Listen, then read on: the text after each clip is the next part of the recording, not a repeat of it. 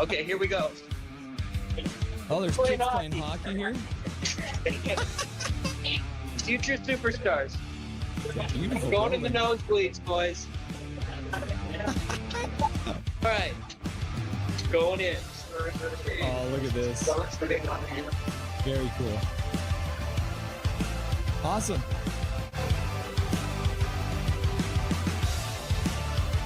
Very excited to have the one and only Laser from Hockey Shop in Langley. Welcome to the show, Laser. How you doing today? Fabulous. No slap shots.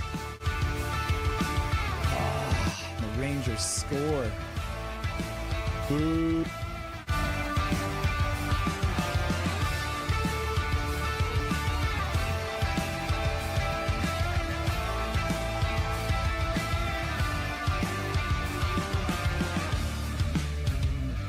Can you hear me? Huh? Yeah, that's wild. Okay, this is craziness. I'm watching the game in the bar. This is the. I'll show you guys. I'm literally. We're in a bar here. When it could happen here, nothing is perfect, you know. Here we are with the one and only Mr. Jake from Jake's Takes Hockey. Welcome to the show, sir. How you doing today? That's right. Thanks for having me. I appreciate it.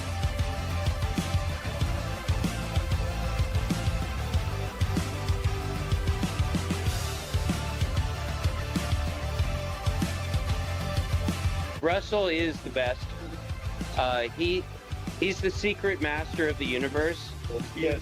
And he's come to this realm to set us free and deliver a cup to Vancouver, I think. Russell is a gift from the gods, I think. What do you want? You want to say hi to anyone on the stream? You want to say you want to say shout out to anybody? Any advice, words of wisdom? We got 2-1 Canucks right now. Justin, who is he? There you go. Oh yeah, look at that nice ice getting all clean. There you go. Go Canucks, go! All right. Yeah, literally the back row, boys.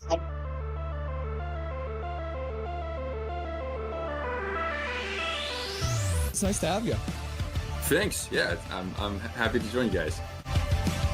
Witten and Jordan from Canucks Uncensored. How you guys doing today? Awesome. We're good, Russell. Thanks so much for having us on.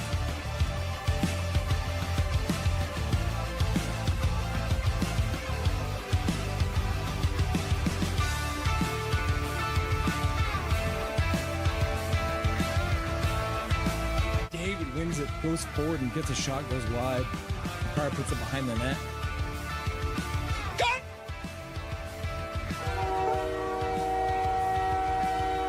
Time! Oh, I just got lightheaded! 3-2, Canada wins. I scared the crap out of Dobby. Boys and girls, we did it! Canada wins! Binnington with some killer saves in overtime, and Connor McDavid, the man we were giving so much crap to through this whole game, wins the game! I'm so red in the face! Look at how red my face is! It's Canadian face! Oh, in Boston, boys! We win it in overtime!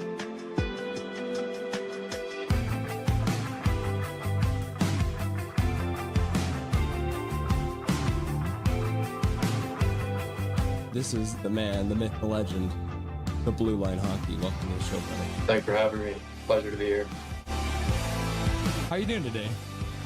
Things are great. Thank you for the wonderful intro, and thank you for having me on. And truly a big fan of what you are doing on your channel as well. So keep it up, man. It's really, really good.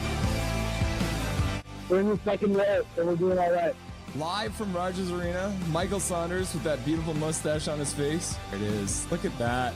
A live look in Rogers Arena. Mike and Zach. Russell, how are you doing, sir? I'm doing really good. It's nice to see you.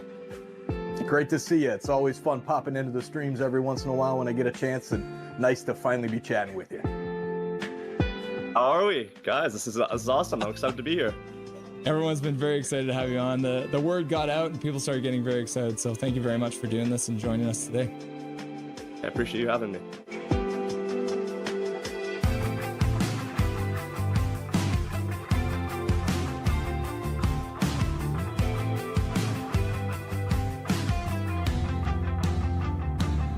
Thank you for having me. Thank you to everyone who requested to hear my beautiful voice too.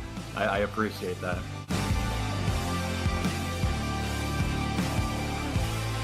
How you doing tonight? Doing good.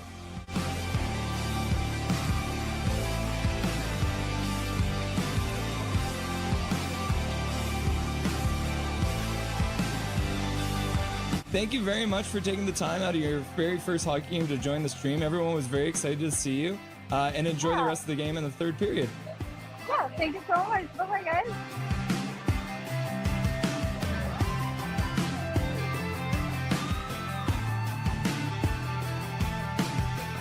Trevor Beggs joining the show from Locked On Canucks. Thanks for joining me today, brother.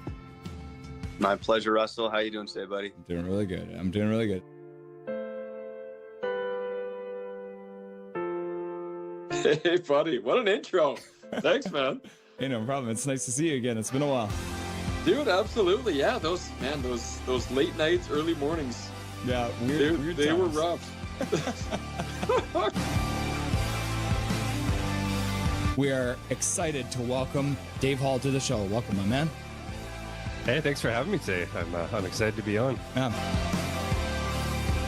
We're excited to welcome to the show Larry Fisher. Thanks for having me, Russell. Looking forward to talking lots of hockey.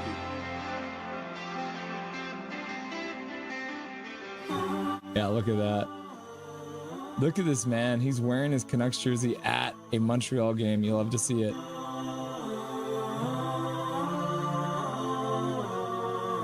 He became a local legend by calling the Abbotsford Canucks Calder Cup run. We are very happy to welcome Brandon Astle to the show. How's it going, brother? Russell, I'm doing well. Thanks a lot for having me on. I'd like to introduce to Nothing is Perfect, Mr. Zach Nolan. Thank you so much for having me. It's great to have you.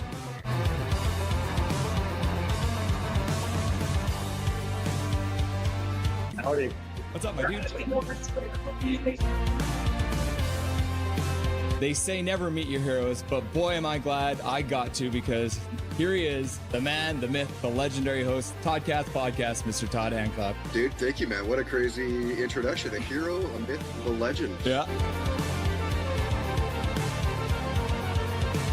We are pleased to welcome to the show, Canuckland. Thanks for having me on. I'm really excited. Passionate, realistic, honest, Rev Trev. Let's go.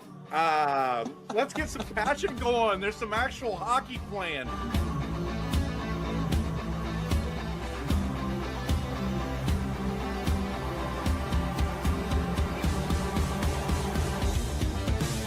Smith plays it right across the zone. Bolana with a shot. Score! The Edmonton Canucks from the blue line! Shot through a crowd! And the Canucks have won it in overtime! Just like that, game one is over! And you don't have to wait much longer, because the Abbotsford Canucks have won game one with 14:09 left to go in the overtime period! Woo! Just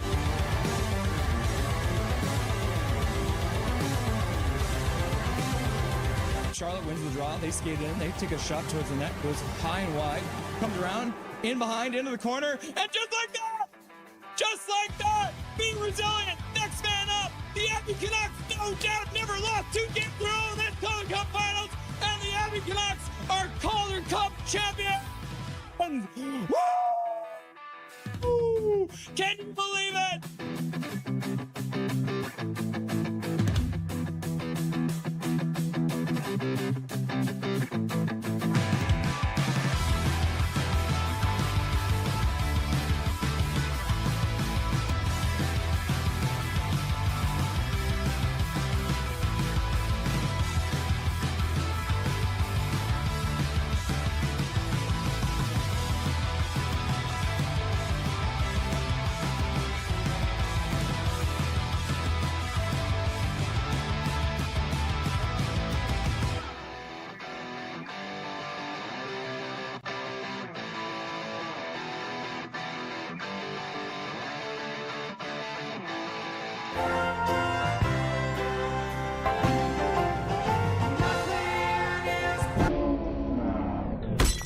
What's up?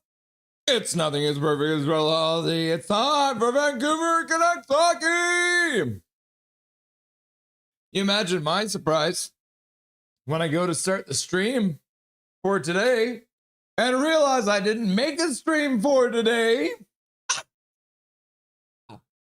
Well, that's why you saw it pop up there with like 2 minutes before the game got started.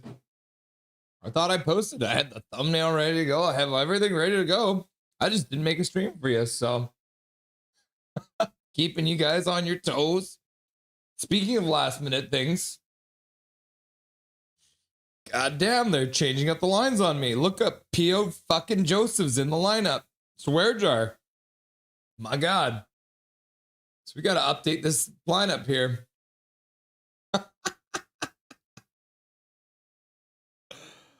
Oh man, Adam Foote's gonna go down as the worst head coach in the history of this team. I can feel it in my bones.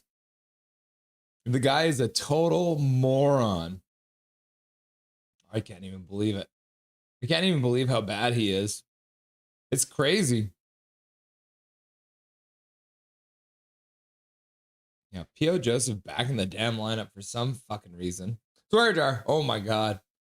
We haven't even gotten through the introductions and I'm already dropping bombs. Swear jar, swear jar. Oh, the last minute lineup changes. All right. Oh. So they're going to sit Vittorio Mancini, who they just signed to a brand new deal, in favor of P.O. Joseph.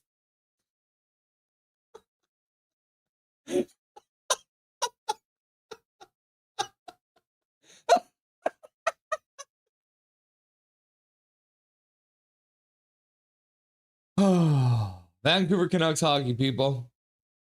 The other funny thing that is happening tonight is the fact that there is Pettersson, and Carlson. So, yeah. Pettersson, Carlson. So we're going to have 3 Petterssons and 3 Carlsons in the lineup. Because there is John Carlson. What is it? John Carlson. Is it 2 John Carlsons on the other side? Holy shit.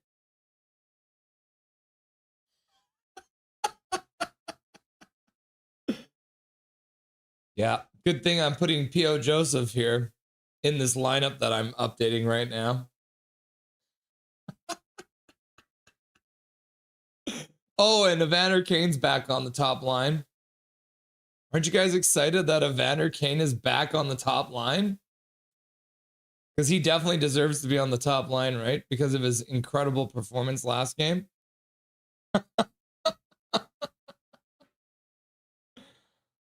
Oh, my God. This is what we're here for, guys. The Vancouver Canucks have been eliminated from the NHL playoffs. The Abbotsford Canucks have been eliminated from the AHL playoffs. So here we are. All right. Is the offensive lines all up to date with the crazy shit nonsense that Adam Foote's thrown at the wall this time? No, they're not. I have to change that. All right. All right. We're going to put Evander Kane here. Yeah. And then we're going to talk about what we're doing tonight once I've updated this nonsense.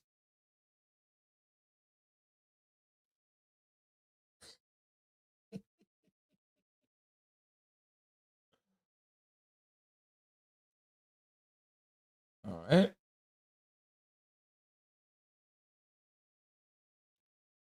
I'm still not a fan of the Kane trade beat. Please. And please, Foot, why are you playing him with PD? Don't do that again, Foot. Fangirl, 15 months as a member. Holy cow, Fangirl. You've been a member of Nothing is Perfect for 15 months, you absolute beauty. I appreciate you. I appreciate you being a member and donating to Dobby's college education. And yes, I'm sorry. Using your monthly membership message. Apparently, Foot didn't get your message. And here we are. So he will be back on the top line for some reason. We don't know why right? We don't know why he's on the top line. Like, I cannot figure out why they think that's a good idea. But here we are. Here we are. All right. Let's do a poll question. Before we get into everything else, let's do a poll question. All right.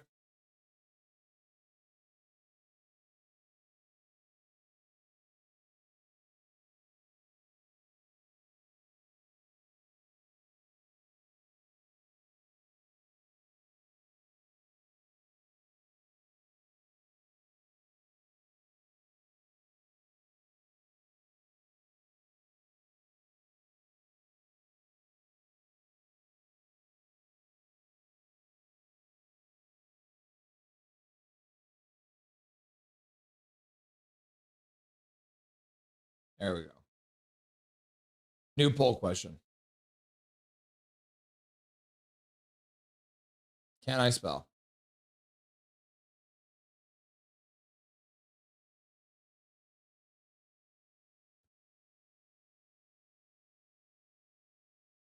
Crying. There we go. Is Adam Foote the biggest moron you have ever heard of? Yep. Nope. Maybe. Uncontrollable laughing and crying. And then Jay's using his monthly membership message. What's up, Jay? He says, at least they're not all spelled the same, unlike the Pedersen trio. Correct. Yep, you are right about that. It is not all the same. So there's your poll question, guys. We're starting things off that way. Adam Foote, is Adam Foote the biggest moron you've ever heard of? Yep, nope, maybe. Uncontrollable laughing and crying. There's your options. Get your thoughts into the chat. Now let's talk about what we're going to do. Thank you, Jay, for being a member for 10 months. For all those 10 months of donating to Dobby's College Education Fund. We appreciate you. Jay, in the chat, you absolute beauty. All right, what are we doing today? This is chaos. This is chaos. Anarchy. All right, there's the poll. See, I even have a thumbnail. I had everything done and ready to go. I just literally just forgot to make a damn stream. That's crazy. Rev Trev's going to be here. It's going to be great. All right, Canucks versus Ducks. We're going to start off by saying hello to all you beautiful people that are already here waiting for this game to get started. I'm happy that you're here, even though I didn't post the stream. We're going to go through the stats that you want, but you don't really need. We're going to go through the Canucks starting lineup, which is fresh off the press. Yep, brand new. It's all up to date and shittier than ever. Dustin Boydell will be by for the first intermission. We'll talk about the ups and downs of the first period of play. We'll go through, what else are we going to talk about? We're going to talk about both Canucks teams being eliminated. We're going to talk about Mancini being signed and then put in the press box. We're going to talk about the Canucks practicing line changes at practice. The Canucks were practicing how to do a line change at practice. And then we're going to talk about how the Canucks are going to be increasing their tickets in price. Second intermission, Kepler Canucks. Me and him recorded an interview. He was going to be here tonight. He's got a meeting with his day job, so he is not able to be here live. But we recorded a little chat. We're going to chat about him doing his live stream against the LA Kings. We're going to chat about a bunch of the new guys. It's going to be lots of fun. So Kepler Canucks, Rev Trev will be here for the second intermission. And then Dustin Boydell will be back for the post-game show. And we'll break down everything that happens between the Canucks and the Ducks. All right. Back to the bar. And then right before we say hello, I'll show you what we were talking about with the Carlson. Pedersen. J-Pat tweeted this out. Elias Pedersen, Marcus Pedersen, Linus Karlsson, Leo Carlson, John Carlson. Yeah, so oh, it's going to be a fun one to call tonight. That won't be hard at all. All right. Let's also have a look who's in chat. So we got Andrew's in chat, Big Mac's in chat, Cal McKenzie's here. Carly Girly Girl's here. What's up, Carly Girly Girl? Colin Whitehead representing. Connor Cahill, our local Irishman. Duolingo in the chat. What's up, Duolingo? Nice to see ya. Fangirl, one of our moderators, is in chat. Big Mac, also one of the mods. So we got the oldest mod, Big Mac, and the newest mod, Fangirl, both in chat. Jay Bacop in chat. Canoras is in chat. Kayla's in chat. Lefty All Around is here. What's up, Lefty All Around? Michael Chow is here. What's up, Michael Chow? I love your hilarious sarcasm. And then Sir HCL is here. Swervin, Irvin, and Tillo are all rocking out in the chat as far as I can see from that list there. Then we can go look at live chat too. Connie's like, tank, baby, tank. Sir HCL, how many for 1,000 for him? I think he needs 4 more games to get 1,000. Hi, guys. Wrong. 5 games. 4 more games for 1,000. 3 after today. Fangirl sharing it forward. Hi, Tillo. Tillo says, hi, Colin. Michael Chow, imagine if the Canucks played Kane for exactly 1 minute in his 1,000th game. Wouldn't that be lovely? And I was arguing with some people. I posted a Reddit post about Adam Foote putting Kane back on the top line. And people are like, well, he needs to get his 1,000 games. And I get it. I do understand a little bit. We need to play him. Like, I'm not saying they should put him in the press box. Because if you think about it too, Michael Chow and everyone else, if we didn't let Evander Kane get his 1,000th game and he can't get a contract in the summer, I pray to God we don't sign him. Then other teams are going to look at, or other players are going to look at that and be like, well, they didn't let him get his 1,000th game. So better let him get it. But he doesn't have to be on the top line. He could do it on the 4th line. Big Mac's like, yo, what's shaking, everybody? Russell, do you agree Foote is the absolute worst head coach in Canucks history? Yes, Colin Whitehead. He is so bad. Hello, hello, hello, says Kayla. And then Cal McKenzie says, Dave. Yeah, I just missed Dave. Dave Olson in the chat. What's up, Dave Olson? Davey. Alfred, Skytrain Alfred in the chat. What's up, perfectionists? How's it going, Skytrain? Nice to see you, my dude. Hope you're doing well. We may all hate Kane, but denying him from getting 1,000 would actually be very uncool. Now I hate myself for saying that. It would be Babcockian. Yep. Kayla, Michael Chow. He was so evil for that. Carly Girly Girl using that custom emoji. This is probably Kanye's. What do you mean Kanye's? Do you mean Kane's? Callum McKenzie also getting his fingers warmed up. Leafs wins, says Carly Girly Girl. Fangirl says, hi, Michael. Hello. JB, making random lives better. Yes. Andrew, hope you beautiful humans are well. And then Canoris is like, hashtag Kane scores tonight. Can you imagine? After all the shit talking I do about Kane and then he scores a goal anyways. I don't care if they give Kane 1,000 gas. He just should be on the 4th line while he does it noon, not the 1st line. Yep. Kane's last season, let him have his 1,000. Don't be petty. Who wants to deny this, in my opinion? Yeah, fair enough. Like I said, but he doesn't have to be on the top line. Carly, I'm going to be at the game today. Tillo's going to go see the Ducks versus the Canucks. There needs to be an NCAA style bracket for the dumbest Canuck. We haven't done head coaches for the Canucks yet on a tier list, so maybe we should create a tier list before the end of this season. Cal McKenzie's wiping away tears, waving, screaming, ooh, wiping away another tear, ooh, ah, and then poop. At least Torts wasn't that idiotic. Yep, Connor Kelly, right? Jay Bogov thinks that Mike Keenan was the worst coach. And I mean, you can make a case for that too. Because the last time the Canucks were this bad was when Mike Keenan was the coach. Nothing is chaos. Yep. Connor! 5-2 loss predicted, says Kayla. No! Bill LaForge? Oh, hello, Kayla, says Swervin. Connor, at least Torts is actually NHL level head coach. Foote Can't even coach 8-year-olds and win. Yep. Hey, Swervin. Sir HCL Foot is just not a head coach. Correct. Colin Whitehead. Hi, Kayla. Kayla. Hi, Colin. Callum, lineup is like cats living with dogs in a lake of oil and water. Yep, that sounds about right. And then they just shake the whole thing up. I'm not driving today. Lol. Lol. I'm going to say that's LOL. If you were on the last few days of work before you retire, would you be going through the motions or working hard as ever? I'm not sticking up for him. I'm just analyzing it. Evander Kane's a piece of shit, and I wish we never signed him. Or I wish we never traded for him. Colin Whitehead and Torts at least won a cup as a head coach. Would Fit even get that close? Hell no. Lefty! He gets paid big money, so I guess that's really isn't an excuse for him. I have to say, Bud Poyle, he screwed the team from day one.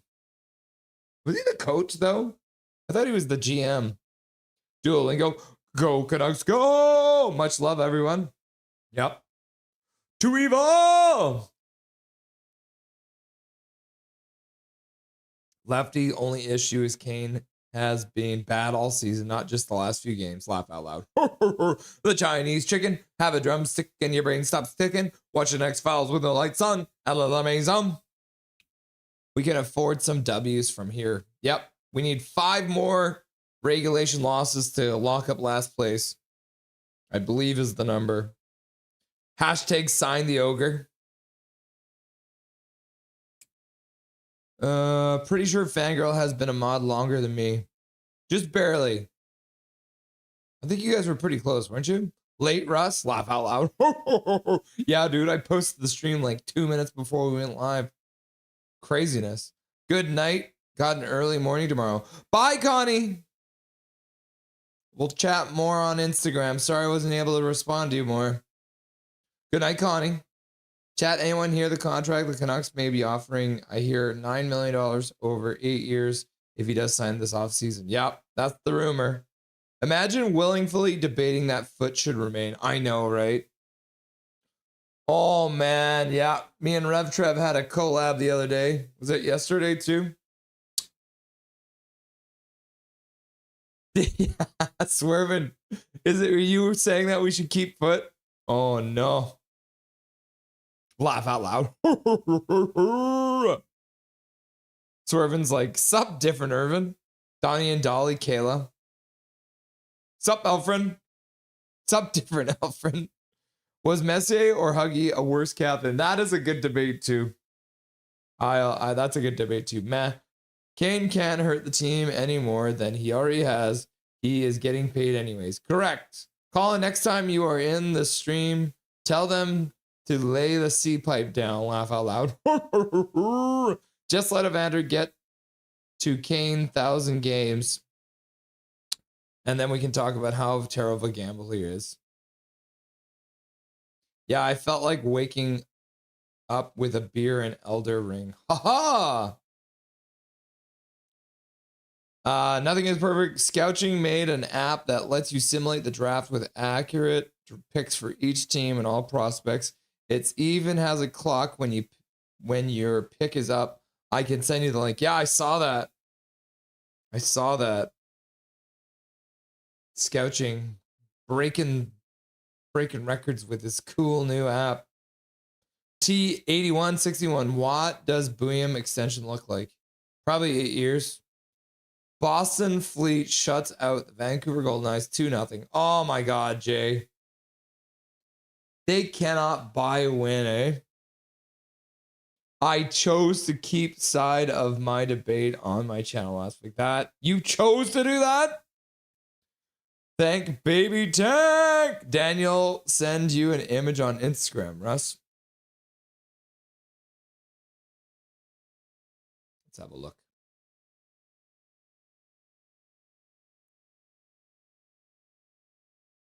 No, Instagram is not opening. Oh, there we go. Oh my God. Look at. They're at the game. Daniel and Juliana are actually at the game, guys. And look, they got some really good seats. Very cool. Have fun, guys. We'll be watching for you in the crowd. Looks like you guys are going to have a lot of fun. And tell Daniel his beard is looking extra mighty lately. That's very cool. Casket Brain in the house. What's up, Casket Brain? Drop a puck. That's very cool. Daniel and Juliana at the game. Very cool. That's great, guys. All right. We are running behind. Let's have a look at the stats that you want, but you don't really need. Canucks on Tuesday. They've done it 738 times. They're 316, 309, and 113. So they are, what is that, 7 games above 500?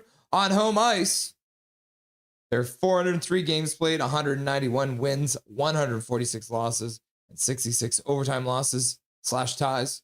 And then on the road, they are quite bad. So good at home, 191 and 146, bad at home on the road when it comes to Tuesday. So good stats so far. Looking at March 24th, the Canucks have played on March 24th 24 times. Ooh. So 14, 6, and 4. So they're actually pretty good on March 24th. That's good to see. They are 14 games played at home on this date. They're 9, 3, and 2 at home. On the road, they're 5, 3, and 2. So this is all good. March 24th is a good day for them. Canucks versus Ducks. This will be the 130th time these two teams have played. They are 63, 50, and 16 against the Ducks. At home, they're 34, 27, and 5 in 66 games played. And then in Anaheim, they are 29, 23, and 11 in 63 games played. In the last 10 games, the Canucks have beaten the Ducks 9 times. But holy cow, they only score 3.4 goals per game and allow only 2. And then on top of it, they have already played the Anaheim Ducks twice on March 24th. They beat them 8-1 and 4-1. Isn't that crazy? This is the 3rd time the Canucks have played Anaheim on March the 24th. Canucks versus Ducks on Tuesday. They've done it 14 times. Again, more dominance from the Canucks. 9-4-1 against the Ducks. Overall, 6-4-1 at Rogers Arena. And they're actually 3-0 against the Ducks in Anaheim on March 24th. On Tuesday. So overall, these are every single stat is a good stat. Canucks on Tuesday, good. Canucks on March 24th, good. Canucks versus Ducks at home, good. Last 10 games, March 24th, and Canucks on Tuesday. So all the stats say the Canucks should win tonight, right? Current leading scorer, EP40's got 7 goals in 22 games. He's got 14 assists as well, so that's 21 points in 22 games, so he's almost a point per game. However, Brock Besser is the highest goal scorer on Tuesdays. He's got 5 goals in 7 games. That's almost a goal per game. So expect Brock Besser to score tonight. Henrik Sedin, 7 assists in 8 games. Brock Besser, 8 points overall in 7 games. So he's really good against the Ducks on Tuesday. And then I remember March 24th, these teams have played 2 times. Bertuzzi and Peter Schaefer both had 2 goals in 1 game. That was the same game, by the way. That was the 8-1 win. Henrik Sedin had 3 assists in that game. And Peter Schaefer overall, he had a 4-point night. He played like 10 minutes that night, had 4 points. And then Marcus Naslund, all time against the Ducks, 19 goals in 46 games. We got the Marcus Naslund jersey ready to go just for that. Nazzy showing up every once in a while. And then Henrik Sedin has the assist lead and the point lead, 36 assists in 70 games, 46 points overall. Troy Terry currently leads the Ducks right now. 6 goals in 21 games against the Canucks. He's also got 14 assists. So he's almost a point per game too. So Troy Terry and EP40, very similar when it comes to current leaders. Sam Steele, right, is no longer a member of this team. He leads the Ducks in scoring on Tuesdays. He had 3 goals in 1 game. He had a hat trick against the Canucks on a Tuesday at some point. Manson has 4 assists in 5 games, and Ricard Raquel has the overall lead, so 6 points in 5 games. And then another funny one, Koivu, not the right jersey, but Koivu is the March 24th leader, tied with Paul Kariya. 1 goal in 1 game. These are the only 2 players who have ever scored a goal for the Ducks against the Canucks on March 24th. Solani had 2 assists because he apparently played in both the games, and he leads the team on March 24th. Isn't that funny? Solani played the game in 2000 and 2010. And then Solani has the most goals, 32 goals in 49 games. Getzlav has the most assists, and Solani has the most points overall. They have already gotten rid of all the team stats, so I can't even tell you what's going on. We'll talk about the comparison. This is the 70th game the Canucks will be playing tonight.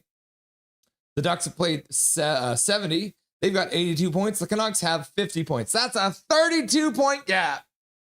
39, 27, and 4. The Ducks can get their 40th win of the season. Hilarious. Shot speed. EP40 still with the hardest shot on the team. But Kotar Gauthier with the hardest shot for the Ducks, 160.77 kilometers per hour. And then the average shot speed, though, Canucks take the edge there. Skating speed-wise, looks like the Ducks are a faster team. Distance skated, a lot more distance skated. The Ducks take this category. So we got edge to the Canucks, edge to the Ducks in these 2 categories. Shots on goal, holy crap. The Ducks have like 320 more shots. That's insane. They've got like 53 more goals, and they have a better shooting percentage in all areas. They play more time in the offensive zone. They play more time in the defensive zone, and they play less time in the defensive zone. So let's be honest, kids. This one could be a rough one, even if the stats that we want, but we don't really need, tells us that they are going to be okay. The Canucks are probably not going to be okay. Now, here it is. Another absolute shit lineup from Adam Foote. Top line, garbage. Evander Kane, EP40, Drew O'Connor. Stupid. The bro line still together. They put them back together even though they broke them up last game. Ogren, Rossi, and Besser. And then Max Sassone back in the lineup. Teddy Bluger, Linus Karlsson. And they've got Atu, Curtis Douglas, and Jake DeBrusk. Jake DeBrusk still on the 4th line because he's an absolute piece of shit. And then defense-wise, the pairs are new. We got Zeev Buium playing with Phil Hronek. Finally, what took you so fucking long? Elias Pettersson, P.O. Joseph playing together because Victoria Mancini's out for some fucking reason. And then Marcus Pettersson and Tom Wielander are still playing together. And then Kevin Lankinen getting another start because apparently they don't want to start Tolopilo anymore. Because who knows why? Because Adam Foote is a total fucking moron. I'm going to have to put some money in the swear jar tonight. All right. Let's reset the game clock. We're jumping right into it. First period about to get underway. They're actually starting the EP40 line, which I'm fully shocked. I did not think they would do that.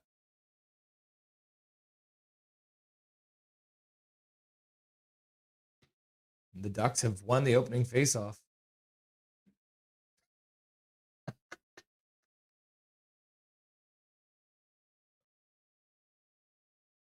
Kane falls in center ice, loses the puck. Halen gets in.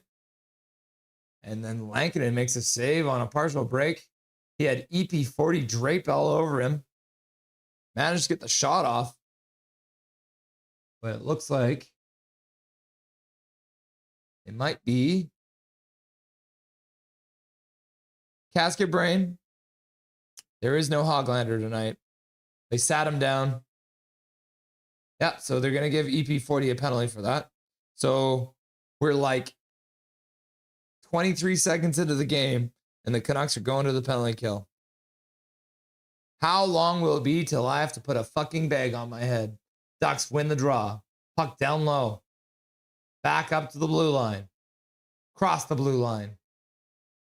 Down to the near side boards. Gauthier into the middle. Leo Carlson back to Gauthier on the point. Puts it across the blue line for Carlson.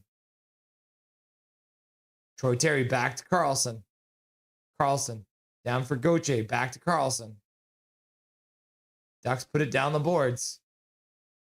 We got Atu penalty killing, so that's fun. Backdoor play doesn't work. Gauthier has to take the puck and puts it to the far side.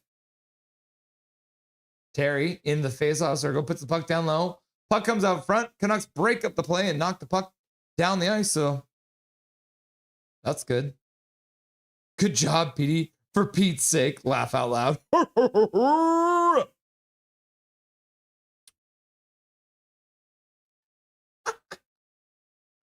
Oh, Lankinen makes a save. Canucks will backhand it out to center. But that one gets knocked down by the Ducks.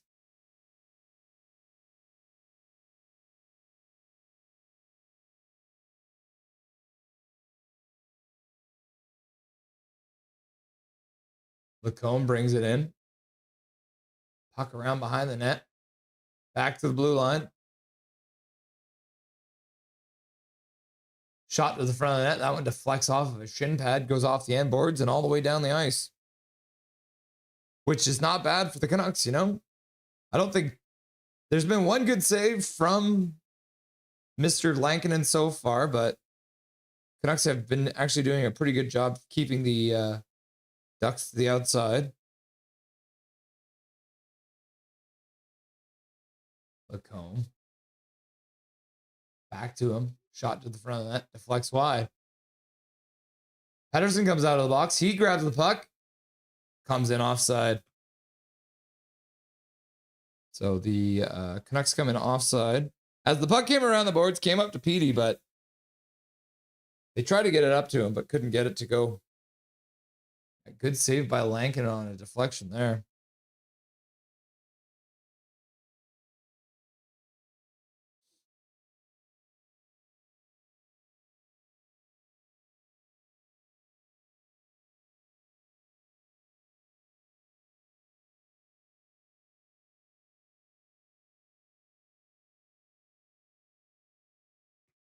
Dostal makes a save and he'll hang on.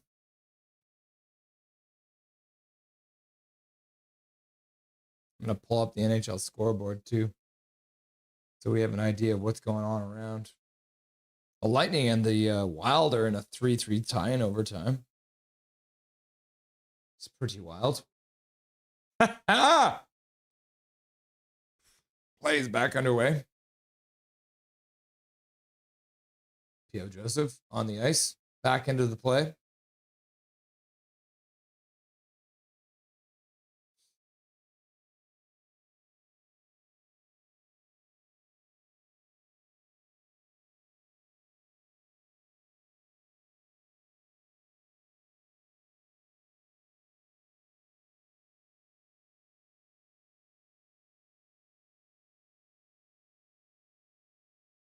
DeBrusque gets knocked down because he's a little bitch.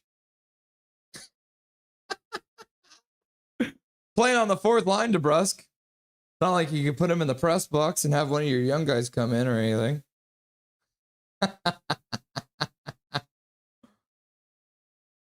Oh, Besser with the first shot of the game for the Canucks. Dostal makes the save, though. You do love to see it. Besser getting a good chance on. Testing the Anaheim goaltender.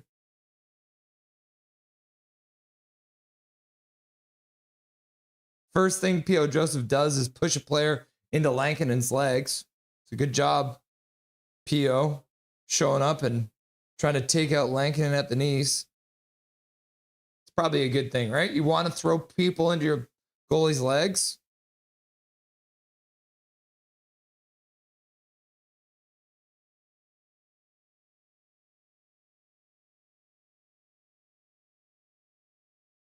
Oh yeah, Racco Gudis is back in after his 5-game suspension for going knee on knee with Austin Matthews.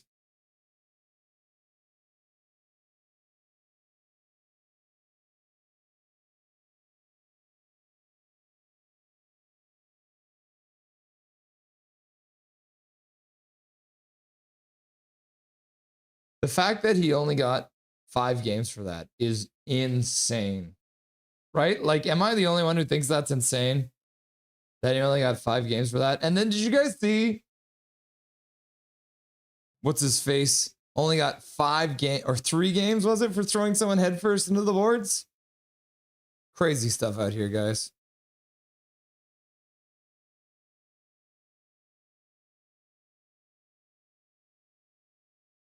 Puck rung around the boards.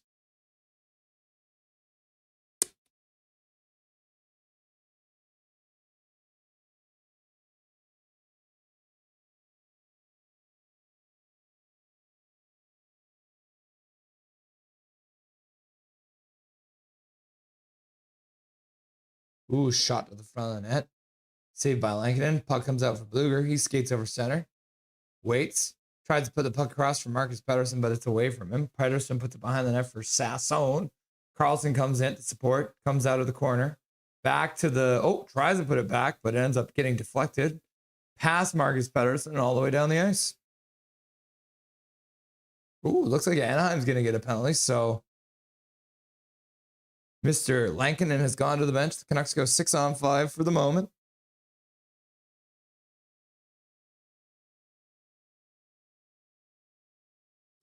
The Ducks touch the puck, so that'll do it.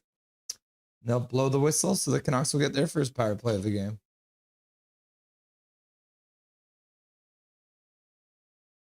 Huh. Seneca gets a penalty.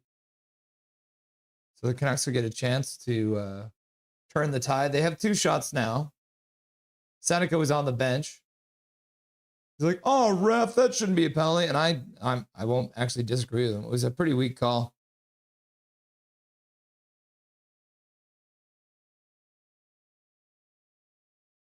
Apparently he's been fined for embellishment too, so he's probably a registered ass clap. All play is underway, and the Ducks bring it in shorthanded. They'll turn things back into their own zone. And they'll take some time to just pass the puck around and get it down the ice.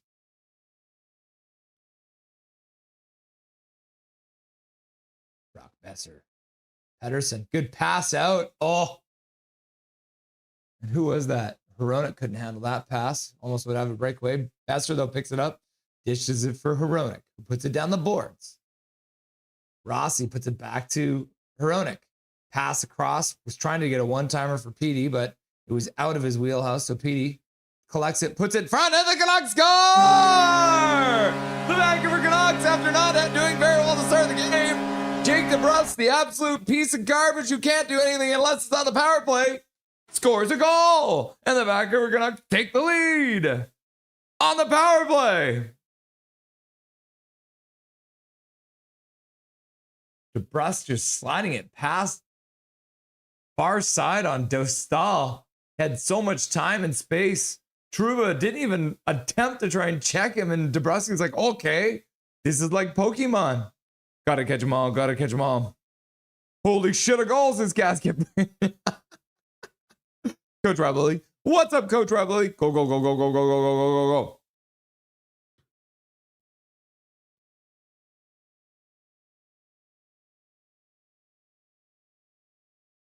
Puck goes out of play at the penalty box. So Elias Pettersson gets another assist. I can't believe how much time and space they gave him. Like, Trouba is such a bot. 15th goal of the season. And then Pettersson and Hronek both get an assist. They said it was the first of the year for both of them, but we know that's not true. Fangirl's like, go, go, go, go, go, go, go, go, go, go, go. Dijon Mustard's like, go, Canucks, go. Go, Canucks, go. Go, Canucks, go. What's up, Dijon Mustard? Cal McKenzie, go, go, go, go, go, go, go. Wave! And then Gary's like, I swear, HSM has a time machine and is living in the future. Collie girl, go, go, go, go, go. The minimum for minor discipline should be 5 games or a $50,000 fine. What's up, Prick Fetty? Nice to see you. Go, go, go, go, go, go, go, go, go, go, go, go, go. Sorry, never go, go, go, go, go, go, go, go, go, go, go, go, go, go, go. Trevor London. Evelyn's here too. What's up, Evelyn? Go, go, go, go, go. 1-0 Vancouver. Calvin, I am just tired of all the late hate he gets and think somehow should defend him all. Humongous is here too. What's up, Humongous? Go, go, go, go, go, go, go, go, go, go, go, go, go. Player of department safety is a joke. George got hit in the head one too many times. Yep. Face palm. So apparently the harder we smack talk any given player, the better they do. Yeah. One touch pass. Puck back into the slot. Knocked away there by the Canucks, and they'll start out 2-on-2. Drew O'Connor gets the puck deep. He checks Trouba. Puck squirts out though. Zeev Buium will pass across for Hronek. Hronek up for Bluger, who dumps the puck into the far side. Oh, no. He dumps it on Dostal, who plays at the side. Jake, the Pirate DeBrusque. What's up, Derek? How's it going, my dude? Big Mac's like, go, go, go, go. Boom! Go, go, go, go, go, go. And then Sensei DY's here too, and he says, woo! And then Cascade Wayne's like, Jake DeBrusque actually did something! Where the fuck did that come from? Laugh out loud. I don't know, man. Like I was saying, if they can score on that power play, it's going to be like out of nowhere.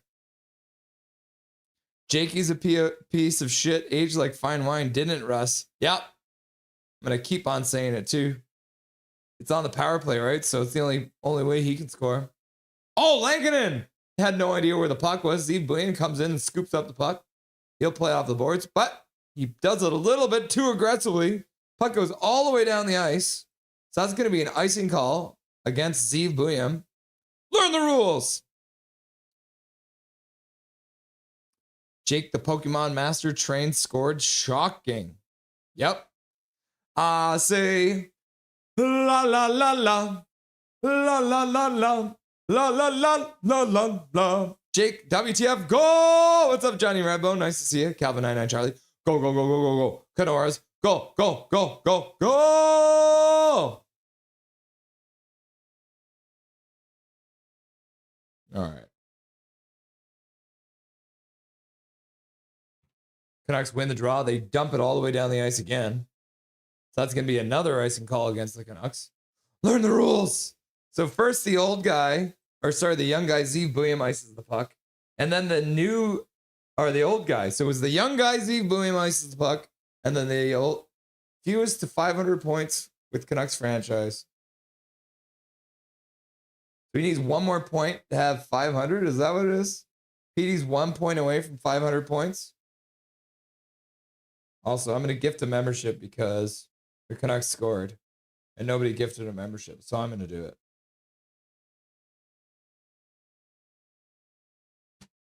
Let's see who gets this. There's a couple of gray names in chat, so we'll see if we can get those to go out. Ooh. Puck right through the crease. Ducks will pick it up. Cookie Monster 539123. Cookie Monster getting a free gifted membership courtesy of me.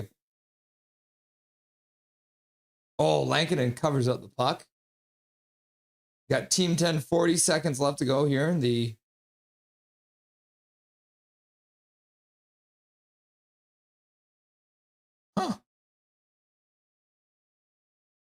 So Cookie Monster. I didn't know Cookie Monster was a Canucks fan. That's pretty sick. So yeah, gifted membership went out. Canucks scored. So usually we like to see a gifted membership go out when the Canucks score. So if you have not received a gifted membership and you want to know how, you can do this. You're going to click on the join button below me. That's going to bring you down to memberships. Click on the three dots there, which will bring you down to gift membership settings. You click on that, that'll bring you up to allow gifted memberships. Flip that switch, and all of a sudden, you too will be able to use all the wonderful custom goal emojis and have some fun. There are so many. I think we have 20 custom emojis here on Nothing is Perfect, which is pretty crazy. There's a whole bunch of them. You got to say Cookie Monster with the voice. Cookie Monster!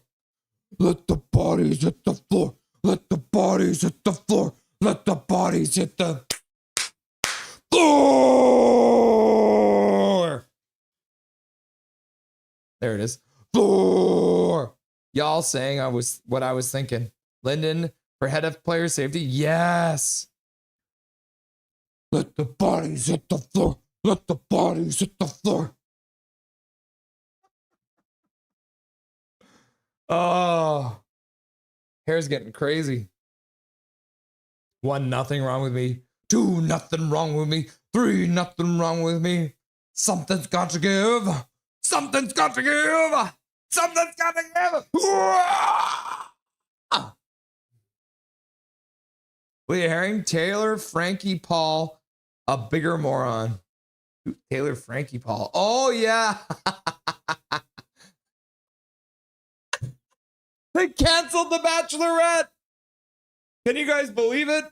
It's the first time in history ABC canceled The Bachelorette because The Bachelorette beat the shit out of her husband or boyfriend. She got put in jail for beating her husband, and for some reason they still thought it was a good idea.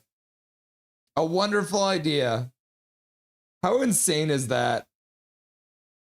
For anyone who doesn't know, Taylor Frankie Paul is one of those, what are they, like the secret wives of Mormon wives or something like that? So, yeah. I laughed pretty hard, Leah, when I heard that. I had to break the news to Crystal. She's like, what do you mean? What do you mean we're not going to watch The Bachelorette now? All right, Ducks win the draw. Controlling.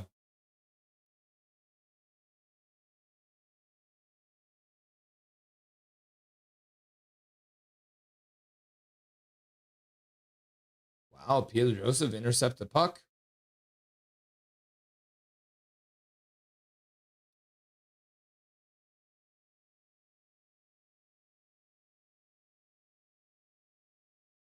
Oh, puck comes back in offside. They'll blow the whistle.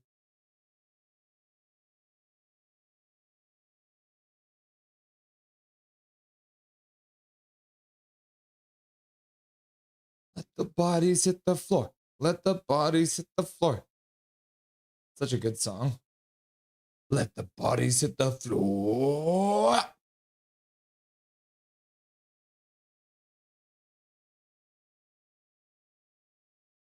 All right, Canucks win the next face-off. They'll start the puck out.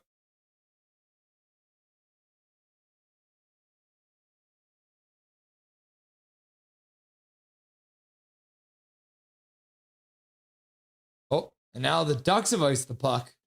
They apparently want to bake a cake.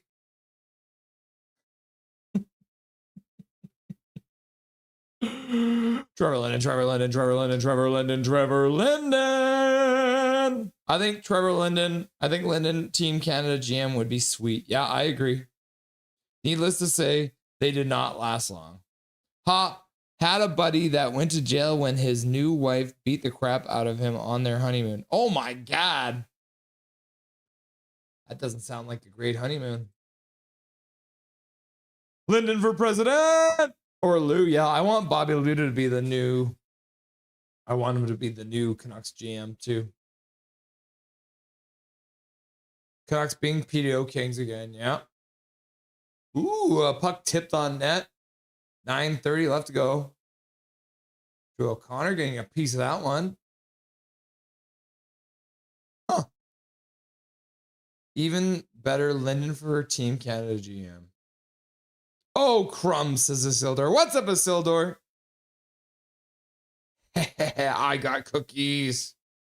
Question to 10%. Who is bigger moron? Trevor Linden, Dobby. Something's got to give. Something's got to give. Cal McKenzie using a whole bunch of custom emojis too. Let the body hit the floor. Hype. Russell Hype. 6'7" makes sense. 6'7", 6'7".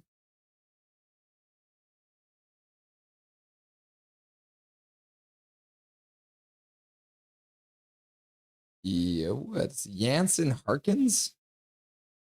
I really don't know this Ducks team as well as I thought I did.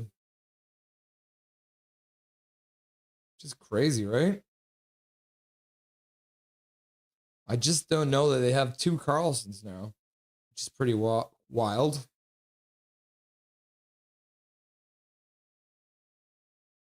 Beckett, Seneke.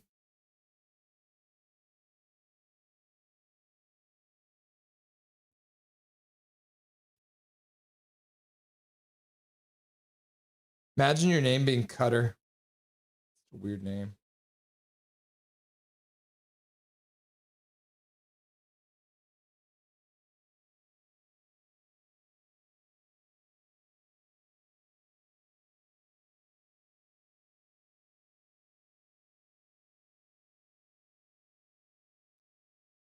Jacob Trouba.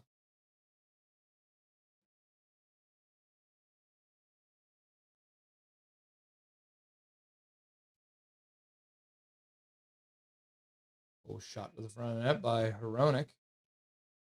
And then saved by Dostal.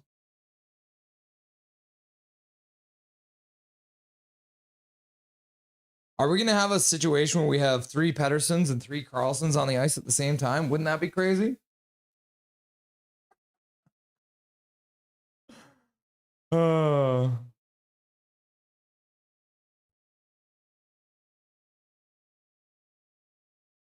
right. The Canucks are still somehow leading this game. That's fine. We'll take it. We'll take it while it lasts.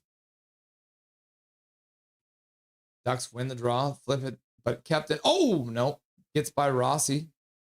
Now the Ducks dump it into the Canucks zone. First one onto it. Hronek, he gets hit, but keeps the puck. Passes back for Buium. Buium skates behind the net. Passes out to the neutral zone for Ogre. Ogre puts it up to the blue line. One-handed in by Besser, but Moore will pick it up. He takes a hit, but he'll manage to get it out to center. Now, oh my God, that was almost a breakaway there. But Seneke couldn't handle the pass. Now the Canucks dump it all the way down into the Ducks zone. Canucks now knocked down a man in the Ducks zone. Rossi making a hit. So we got Elias Pettersson and Zeev Buium out there. Now Bluger rings the puck around the boards. Look at the stats. Muse.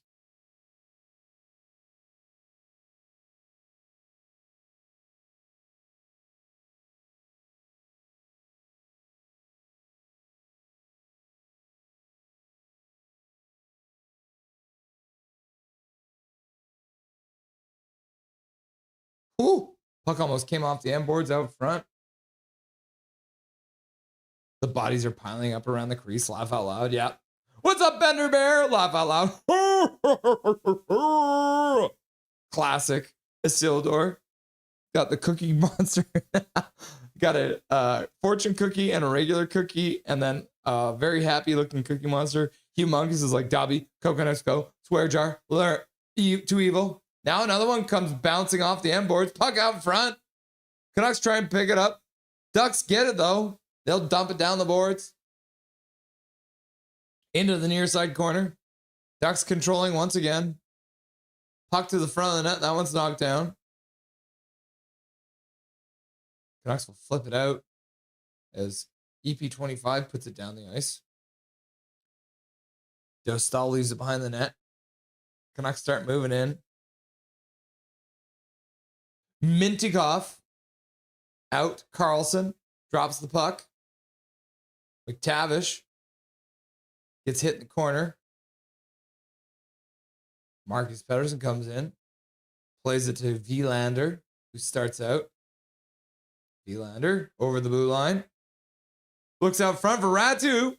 Dostal does a good play to put his stick in the way. Puck ends up in the corner. Poke back to the blue line. Vilander skates. Puck across. Looks like a broken stick there. Yep, it was a broken stick on the shot. Canucks somehow keep it in. They try and play it down low for Douglas, but that's outside of his reach. Now the Ducks will skate it out. Turning it center. Good work there by Zeev Buium. Checks the man. Gets the puck in. Puck jarred free for Kane. Kane loses the puck just on the side of the net. Ducks will pick it up. Ducks will flip it out all the way down the ice. That one will bounce past Mr. Hronek. They'll say he had a chance to touch it, so no icing. He puts the puck behind the net for Zeev Buium. Zeev Buium passes back for Hronek. Flat-footed. Banks pass out to Petey, who puts it to the side for Kane, who puts it back for Petey, but he was being checked, so they lose it. Now the puck skips to Kane in front. He does a blind backhand pass out front. Dostal with another active stick, preventing the puck from getting there. Troy Terry moves in. Pass across the whole zone. Shot to the front of the net. Lankinen makes a save. Wow, what a play by Carlson. My goodness. Troy Terry makes a nice pass across. And then Leo Carlson with a good play, but can't finish the job as Lankinen shuts the door. Great save, Lankinen. And then Casket Brain is just like getting in on it. So yeah, if you guys didn't see, let's talk about this. Petey got an assist on the Jake DeBrusk goal, which is his 499th career point. So he is 7th all time on this Canucks team. Which is pretty crazy, right? He's done that in just 532 games. So it'll be his next point will be his 500th point as a member of the Canucks. Is everyone here liking and subscribing? Do it. Sing this song instead of staying alive for CPR. Let the bodies hit the floor. Let the bodies hit the floor. Yeah, so Petey, 499 points. So the next point he gets will be his 500th point in a Canucks jersey.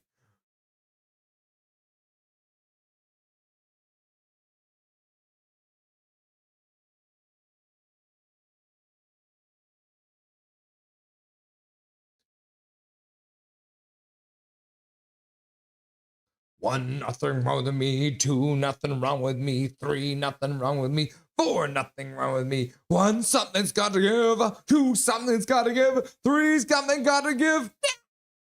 Oh. Anyone remember Cowan the Barbarian? Yes. I knew the lady who threw her bra on the ice. Cowan the Barbarian scores. What was it? Was it a hat trick? Cowan the Barbarian.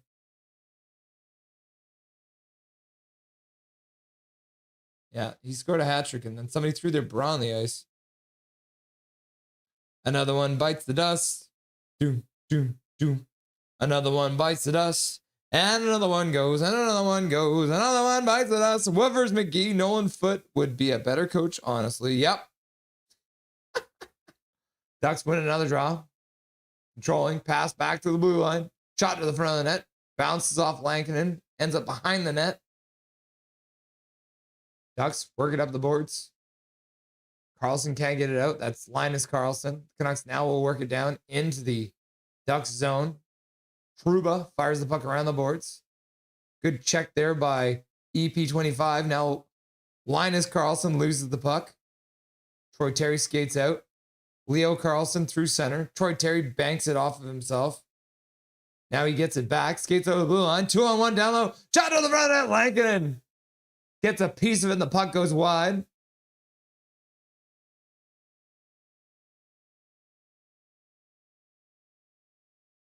EP25.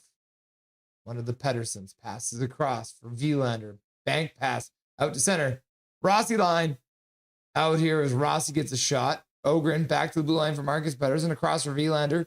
Down for Besser. Marcus Pedersen tries to put the puck across, but a good play there by Carlson, John Carlson, to block it. Now Killorn moves out. Puck on the boards now. Ogren comes up with the puck. He plays it to the far side. That one goes off of the shin pads of Besser and dribbles all the way down into the Anaheim Duck zone. Picked up by Mintikov. Puck around the boards in the Canucks zone. Zeev Billion picks it up. Puts the puck behind the net. Past the middle. Ratu through center. Gets the puck over the blue line. Gets checked though as he gets double teamed. The Ducks will take it out. Gudas almost gets hit by Douglas. Only gets a piece of him though, and Gudas will get the puck down the ice, and that'll be an icing call against the Ducks. Learn the rules. Trent Klatt. It's funny because this is one of the awards I got. I got the Trent Klatt Award. The Trent Klatt Award. Oh, what is happening? Oh, no. Oh, there's a jersey in the way. The Joe Sakic jersey in the way. All right, after the icing call, Pedersen wins the draw. O'Connor puts it behind the net for Kane. Kane into the corner. Handling it on the boards. Back to the blue line for P.O. Joseph, who chops it. Kane puts it in the middle. Ends up getting away from it. Canucks will chop it down low in behind the net. Pedersen blocks a pass out. And good work there by Kane. I never thought I'd say that sentence. Keep the puck in play for the Canucks. Now behind for Drew O'Connor. He's in the corner. He gets checked though. Kane comes in to help out. O'Connor still has it. Now O'Connor loses it into the corner. And the Ducks will play it up to the blue line. Kept in by EP40. Down low for Kane. Kane doing a wraparound like he loves to do, and it doesn't work. And Dostal will hang on to it. Now Drew O'Connor getting into it with Veal. VL not happy about it as Drew O'Connor was playing to the whistle. Did you guys hear me say good play by Evander Kane? Wasn't that weird? Torres was good until the suspensions on Horton. Taco Torres. Never see Luongo in Vancouver. He's married into a Florida ownership. Yeah. Yeah, Drew O'Connor trying to jam that puck free. And then VL's like, don't do that to my goalie, bro. Torres could really crush guys. That's for sure. Torres and Rome were wrecking balls in 2011. Yep. Torres didn't hit Horton. That was Aaron Rome. He was hitting everything. Players timid after that. All right. 3 minutes left to go in the first period of play. Ducks play the puck up the blue line. That's intercepted though. And Besser has the puck at center. He'll dump it back into the Ducks zone. Ogren moves in on the forecheck, takes his man down, but loses the puck. And the Ducks will play it out into the center ice area. Puck in behind the net. Ooh, Trouba couldn't get a shot off. Now puck come out back out front. Rossi knocks it away. Puck behind the net now. Ducks in behind the net. Granlund trying to play the puck to himself off the boards. Couldn't get it. Back to Trouba. He fires it towards the net. That one gets knocked down. Washi. His name is Washi. I wasn't sure if it was Wash or Washi. Tim Washi loses it and the Canucks will flip it out. Ducks will move it right back in, pulling. Oh, Granlund. Down the boards, past Bluger. In behind the net for Granlund. Vilander pins him there. But Granlund gets the puck free and gets it up front. But Mr. McTavish couldn't get a shot away. And then John Carlson misses the puck at the Canucks blue line. And Mintyukov, Bluger harassing him, gets the puck all the way down the ice. That's going to be an icing call against the Ducks. Holy cow, we could make so many cakes right now with all this icing. Kane bobble hands. McSorley on Brashear was absolute idiocracy. Was that a high stick or a baseball swing? It was a baseball swing, yep. McSorley is still not remorseful. Yeah, he is an absolute moron. And that's why when the Vancouver Giants were all like, we should bring him in. I was like, you're idiots. TSI Mike in the house. What's up, TSI Mike? Nice to see you, my dude. Hey, everyone. Russell, the Leafs actually won a game tonight. TSI Mike, isn't that crazy? 4-2 over the Bruins. We'll take it, man. Anytime you guys can beat the Bruins, we'll take it. We hate the Bruins. Congrats on the win tonight. You'll probably still win the draft lottery, right? Like, let's be honest. TSI Mike and us. What's up, Swervin? Do we have Rev Trev on Thursday? Yeah, Rev Trev will be streaming the game on Thursday, and so will Big Mac.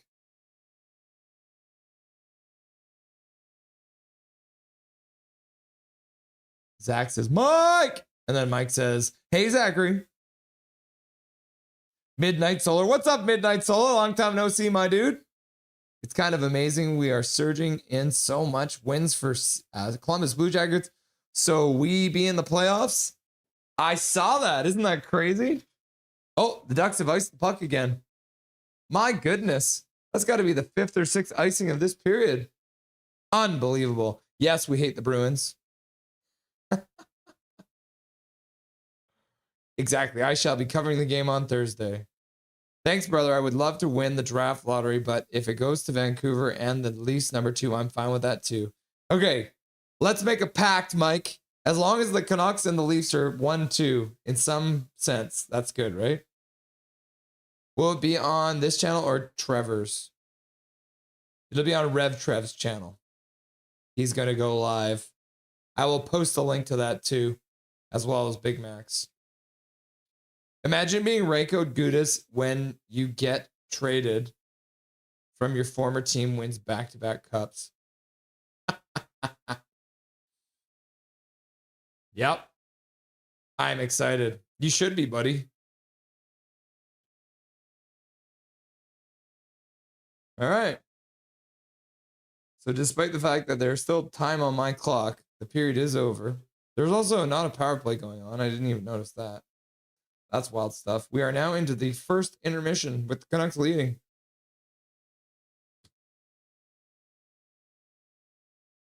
Kill the volume on that. Let's get Dustin on the line. Can you believe it? I don't have a bag on my head? So weird.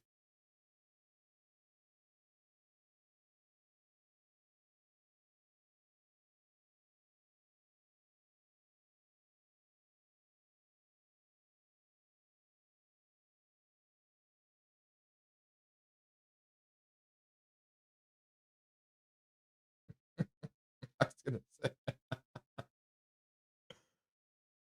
Dustin's got a silent protest for you guys tonight. The silent protest is he will not be wearing the Canucks colors tonight. So for the first time in a while, just with the t-shirt on, here it is. Dustin Boydell. What's up, my dude?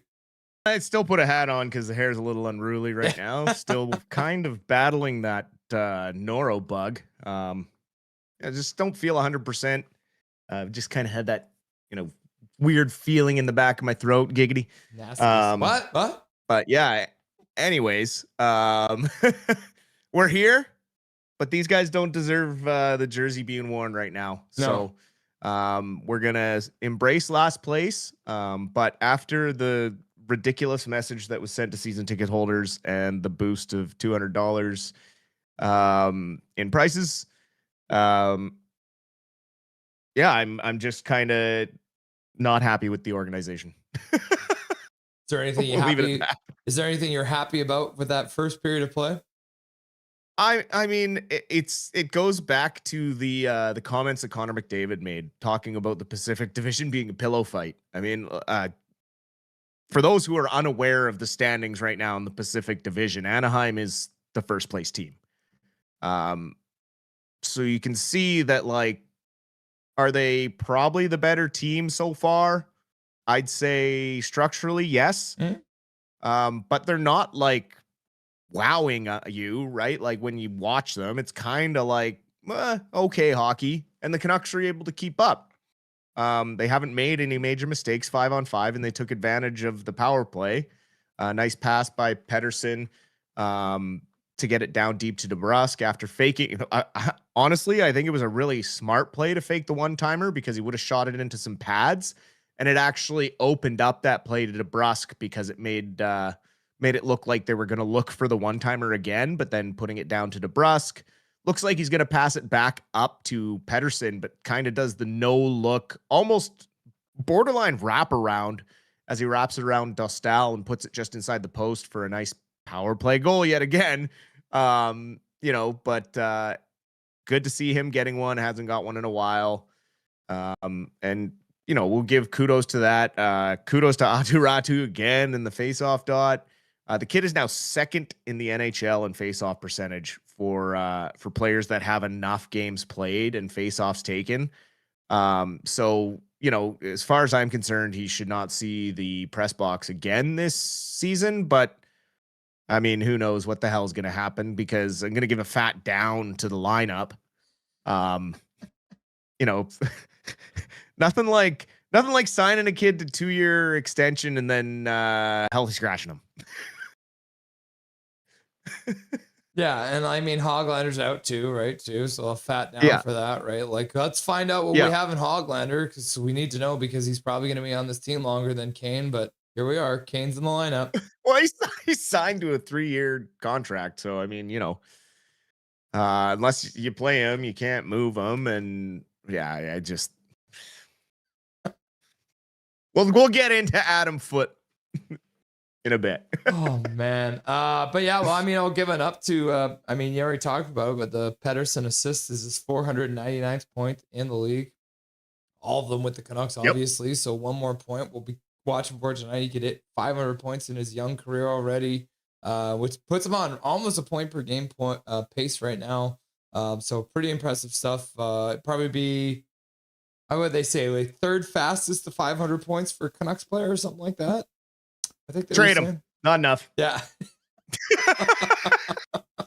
I'm just kidding. Like, obviously, he did so much on his entry level money that it overshadows the struggles that he's had at 11.6. Don't get me wrong. He has been a shadow of himself, of what we've seen, but I have the confidence that that type of talent doesn't just disappear. With the right coaching, with structure, with the right line mates, I have no doubt in my mind he has the ability to succeed again. Will it be in Vancouver? God, I hope so. But again, like we've seen Boudreau do some interviews and just talk about how we told him constantly to shoot. Like even when I was here, we had to remind him, shoot, shoot, shoot. You have a great shot. Shoot the puck. I think his unselfishness might get him in trouble sometimes. Like I think DeBrusk calls for the puck a lot and we can't hear it like watching on TV, but there's a lot of plays where it looks like DeBrusk is hollering for the puck and Petey passes it to him because that's what Petey feels like he needs to do.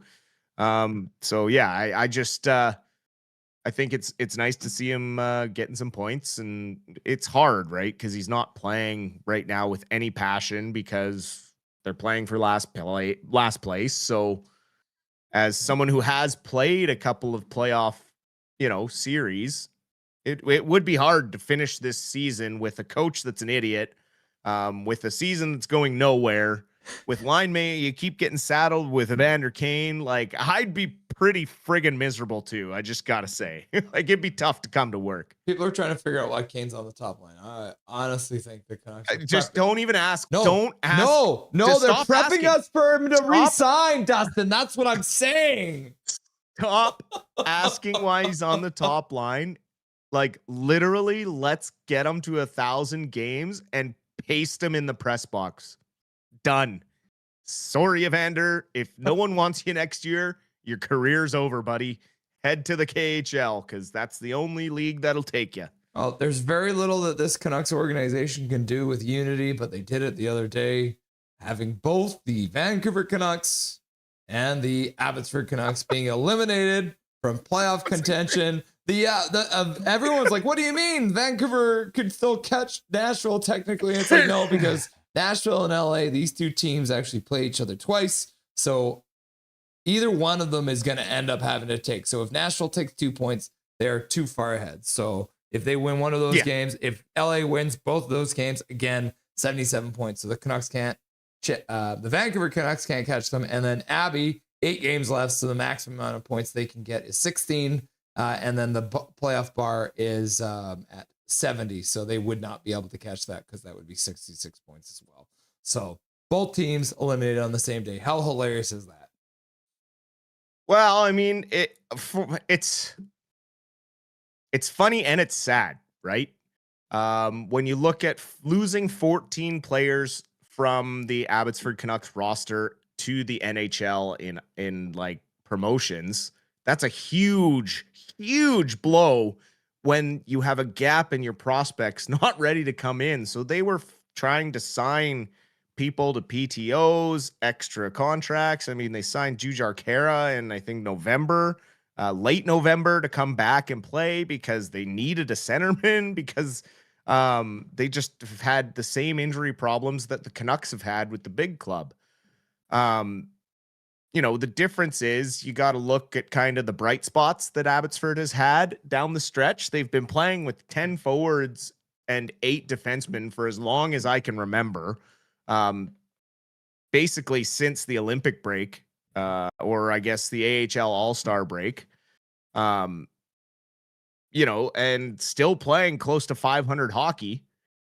And all of the guys that you want to see succeed are doing well. Ty Mueller is still doing well. Kirill Kudryavtsev has looked great in his couple of games back from injury. He scored the other day. Bennett Shimmick, the kid who we signed from the NCAA, has looked great. on the top line with Arshdeep Bains as a winger. Jack Thompson has looked incredible since coming over from San Jose, a guy who was like a question mark of even being a good prospect, and his skating ability was questioned, stuff that I haven't seen yet. And Manny and company have done really well with him. So those are the little things that I'm noticing. I'm noticing the goaltending with their goals against average. Yes, we're losing games, but we're not getting shelled most of the time. So with the injury issues and the lineup issues, I mean, they've done a really good job just kind of surviving to the end of the year. Mm-hmm. Flip it to the Canucks, totally different story, right? Yes, they had injury issues, but they did no favors for themselves structurally, roster-wise, trying to find chemistry. I mean, I think there was maybe a 4-game stretch where we saw the same lineup, and that's it. Like every other game this year, we've had changes in this lineup, which is insane. You don't see that on contending teams. You don't see that on any teams. We're literally the only team that we see that stuff happen. When you watch most games, it's like, oh, we know who's going to play with who. Like the top 6 is the top 6 everywhere else in the NHL. And with Foot's Rolodex and constantly going through this and making weird decisions like scratching Höglander, scratching Mancini tonight in favor of POJ, who this morning was a game time decision and still kind of nursing an injury. So what's the point in having him in a mean nothing game? Like, these games mean nothing. Why risk a worse injury to a player who then you will have to pay to be injured? It makes absolutely no sense to me. Reward the kid that you just handed a 2-year contract extension to and let him play in the lineup. You know, that moves us into Mancini getting the 2-year, $1 million AAV extension, which is tidy work by Alvin. But again, weird timing. Absolutely no reason to sign this extension right now.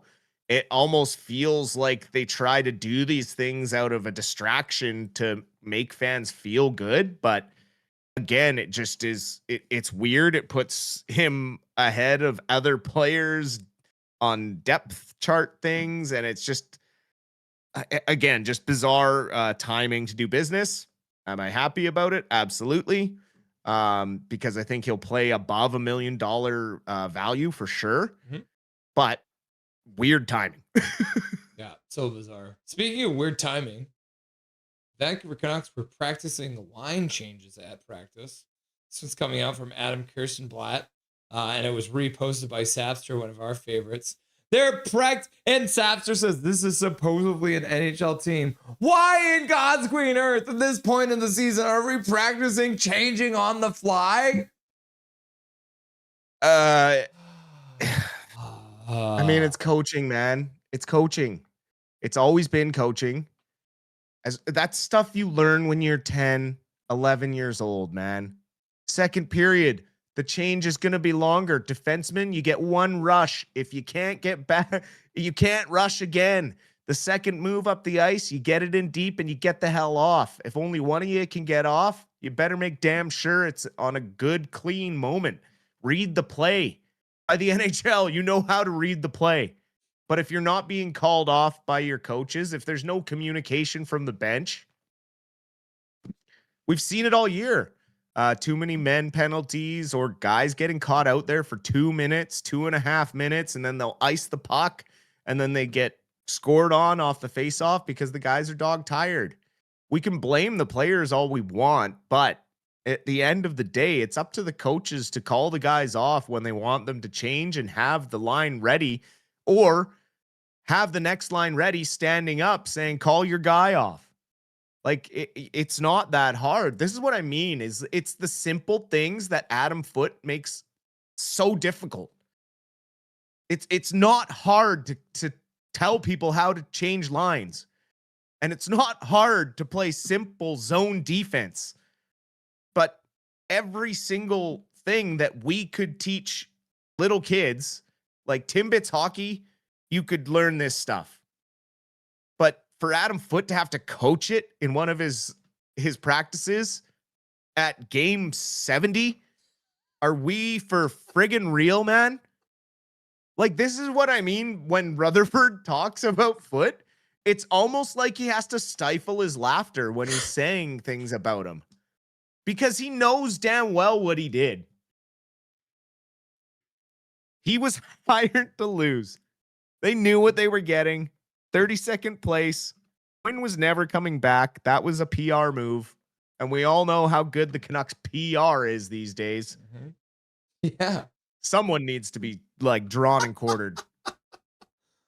Oh, the Canucks PR sending out their season tickets update. Each year, we work to elevate our membership program, offering you more access and improved in-arena experience. Blah, blah, blah. Chat GPT. Give us $200 more this next year. So, they're a 32nd place team, and the season ticket holders are being told they're going to have to pay more money for their tickets now, starting next year. Which, fair. Inflation is a thing, but absolutely wrong message. It is not that hard to have some fucking humility and just say, we're sorry for the way this season has gone. This is not the experience we hope to bring to our home fans. We have not won double-digit games this season, and that is not okay. These are changes you can expect us to be making, hoping to find a better future, and you can trust us that we want, this rebuild to go the right way.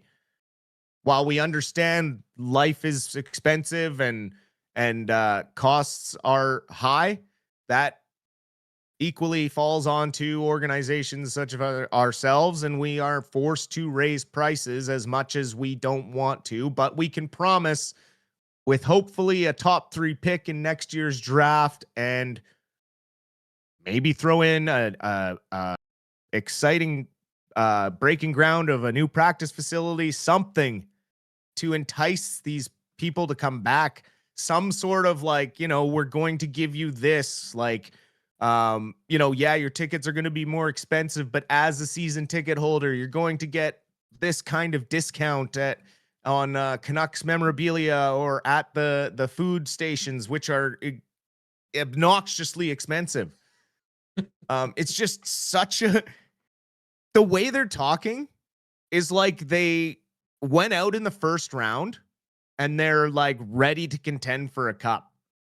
Like this young core ready to break through. It's like, we don't even know who the core is right now. And we don't know who's going to break through. So I don't know who this falls on, if it's like Craig McEwen right at the top of the PR or what, when it comes to Canucks media and this sort of thing. But this is absolutely the wrong message. And like, if I'm a season ticket holder, the first thing I'm doing is saying, yeah, I'm not coming back. Yeah. Like, because this is not loyalty. This is not taking ownership for the way the season has gone. When you're in 32nd place, you need to apologize to your fans. It just is unacceptable to act like you are a contender when you are this far down the standings. It's just crazy. Do we see EP4 to get to 500 points tonight, Dustin? Yeah, if we get another power play, I'd say so. All right, Dustin, I appreciate you. You should get hired by the Canucks PR right now to rewrite all their memos, and that should be interesting. Not that hard to pander to people. Yeah. You just got to be willing to take it on the chin. I appreciate you, brother, and enjoy the second and third period. We'll chat in the postgame. We'll talk to you soon. Enjoy the game. Dustin Boydell, spitting truths here on the Rusty and Dusty Sideshow. Game's about to get back underway as the boys line up at center ice. Update this old scoreboard thing here. I can spell period. There we go. Oh, and the puck goes out of play at the Ducks bench. Ooh, it looks like maybe Harkin jammed his wrist or something. Oh, his thumb? Lost the thumbnail, maybe? That's not pleasant. 5 seconds into the period, the puck went out of play. Canucks win a draw.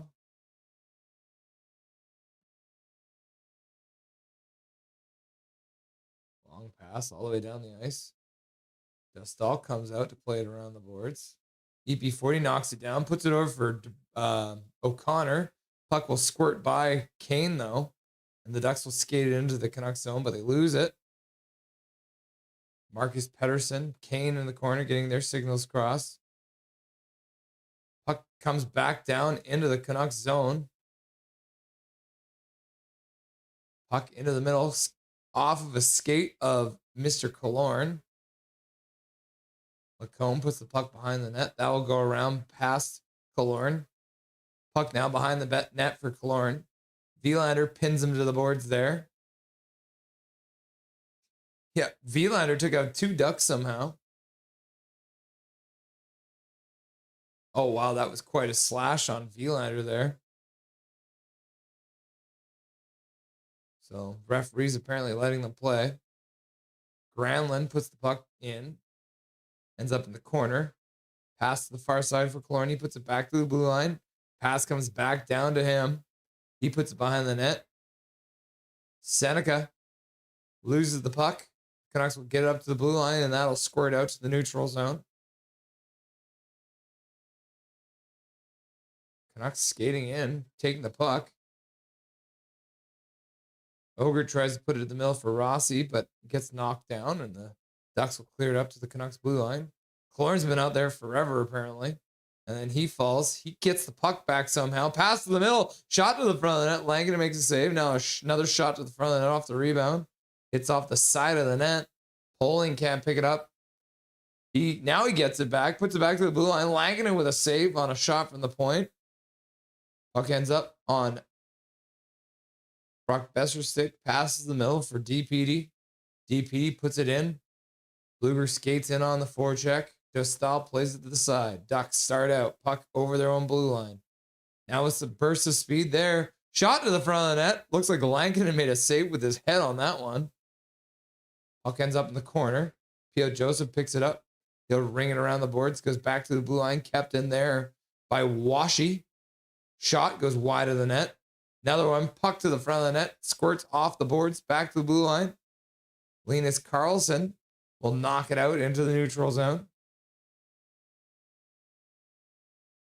Lankinen plays the puck to the far side corner. Ends up getting intercepted there by the Ducks. They'll play it behind the net for Mr. McTavish. Back to the blue line. Banks off the end boards. Anaheim's got 6 shot attempts in this period. Canucks don't have one yet. P.O. Joseph battling for the puck in the corner. Looks like Bouillon came up with it. Gets it out to center. Canucks started to change. Ducks will move it back in. Getting it deep. P.O. Joseph ties up his man. Takes him down. I mean, they could have called that one a penalty too. Who knows what they're going to call? It's going to be something stupid next, isn't it? Zeev Bouillon dishes the blue line. Shot to the front of net. Dostal makes a save. Puck gets picked up. Ratu skates back to the blue line. Drops the puck for Vilander, who skates in. Puts the puck out front. Tips over the top of the net. Now Vilander picks it up on the other side. Passes across for Marcus Pettersson. Down to the blue line.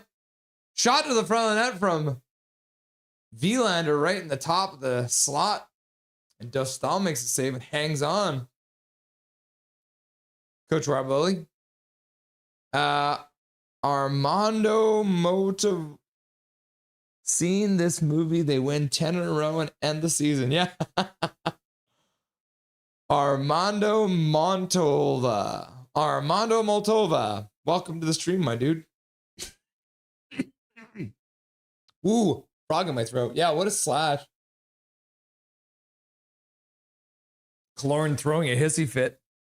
Back checking. With a wicked slash on Vilander. Armando. Yeah. What is it? I saw, what was the tweet? When the Canucks are eliminated from the playoffs, they're like, play 99-point hockey or something like that. Canucks can't win the draw, though.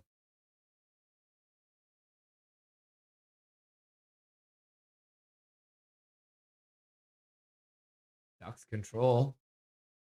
Puck knocked into the corner.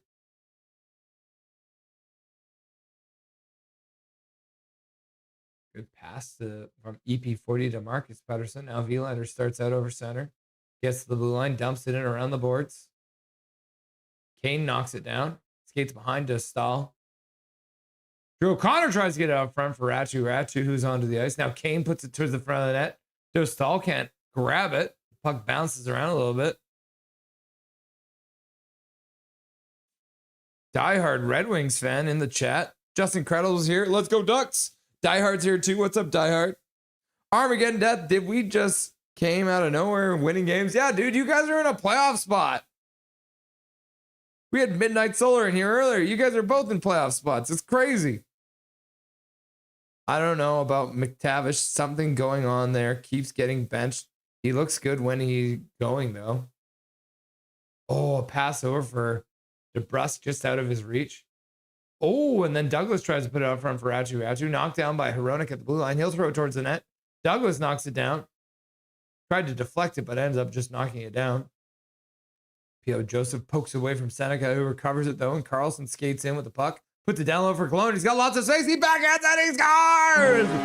Tank, baby, tank! 1-1. Score is 1-1. Can't believe this. P.O. Joseph pinches. Hronek loses his man, and it's a 2-on-0 down low. Killorn with all the time in the world, dekes to the backhand, and Lankinen looks like he loses his net. And the Vancouver Canucks are now tied 1-1. Wolvers McGee, tank, tank, tank, tank. And Diehard's like, we could miss the playoffs. I'm concerned. Dang it, says Muhammad. What's up, Muhammad? Nice to see you. Dark Fear is here. What's up, Dark Fear? Nice to see you. F, yes. Woo! And then Zach's like, to evil! Big Mac, tank, tank, tank, tank, tank. Bag? No bag yet. Not until we're losing. We always put the bag on when we're losing. Zach's watching. Mevid. Tank, baby, tank! Dope, says Michael Chow. Coach Rob Willie. Boo, says Sensei DY. Jeez, says Fangirl. Good job, cadet. Hey, coach, practice for orienting. We did legs. What's up, Duncan? How's it going, my dude? Compass and a map. Just incredible. Ducks need some Swedish vets for their playoff run. McTavish, a first, and Mintikov for Marcus and Elias Pettersson. Tanking out, says Canoris. Tank, tank, tank, tank, tank, tank. Says Calvin 99 Charlie. Woo! Tank, baby, tank! Michael Chow. Hronek would probably like to have that one back. Yeah. I mean, what a save by Langen in there as the puck came right across the top of the crease. Puck in behind the net. Granlund plays it up for McTavish. He puts it back to the blue line. Mintikov puts it across to the far side. Shot tipped on net. Just wide. My bad. Laugh out loud. Keep them Ducks in the air. Yeah, it's nice to see you, Dark Fear. Welcome back. It's been a while. I can imagine when the child is an infant, it's going to be wailing when it hears that. Oh, man. So the bro line's been out here for like 2 minutes. Carlson, Linus Carlson, Marcus Pettersson, and Tom Vilander managed to change, but shot to the front of net. Langen makes a save. Has no idea where the puck is. Tank, baby, tank!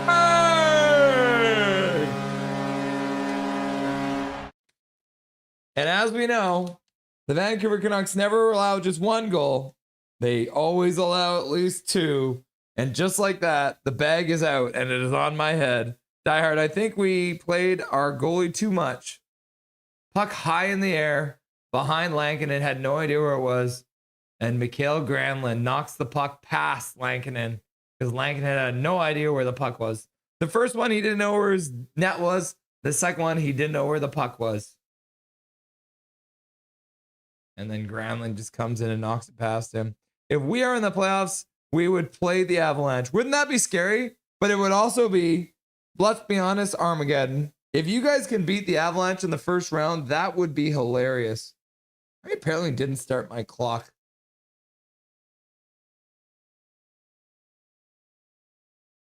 Let's get this clock up to date. Holy cow. Pay attention, Rusty. All right. Got the fourth line out there. Sasson can't keep it in at the blue line. Now he loses it in the neutral zone. Ducks come in 2-on-1 now. Oh, couldn't tuck it in on the near side. Zeev Buium chops it up into the neutral zone. Bluger stops it at his own blue line. I wish Foot would put Carlson and Hoglander with PD and put Kane in the press box. Me too, Colin. Y'all. Wall sitting is good to like his exercises. Yep. Nice save, Lanky. Oh, the Canucks are going to the power play. Yikes. I learned from the early 2000s rock that I want to see Carlson on Carlson violence. Yes! Me too. I would also like to see some Carlson on Carlson violence. Canucks go to the power play. Boo, said Sensei Wink. Girls don't like boys. Girls like cars and money. Girls don't like boys. Girls like cars and money. That's a good Charlotte song, isn't it? Just that. I wish Foot would put Kane in front of the Zamboni. Laugh out loud. Me too. Laugh out loud. What? Unplug nothing. What's your McTavish trade proposal? Honestly, if I'm trading for McTavish, I'd probably be trying to give some of our defensemen away.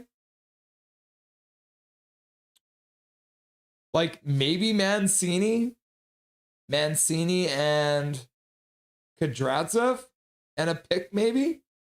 What do you think? Unplugged? Because the thing is, I feel like the Canucks have so many extra defensemen right now. Unplugged. I think it would be a defenseman package. Coach Ravelli.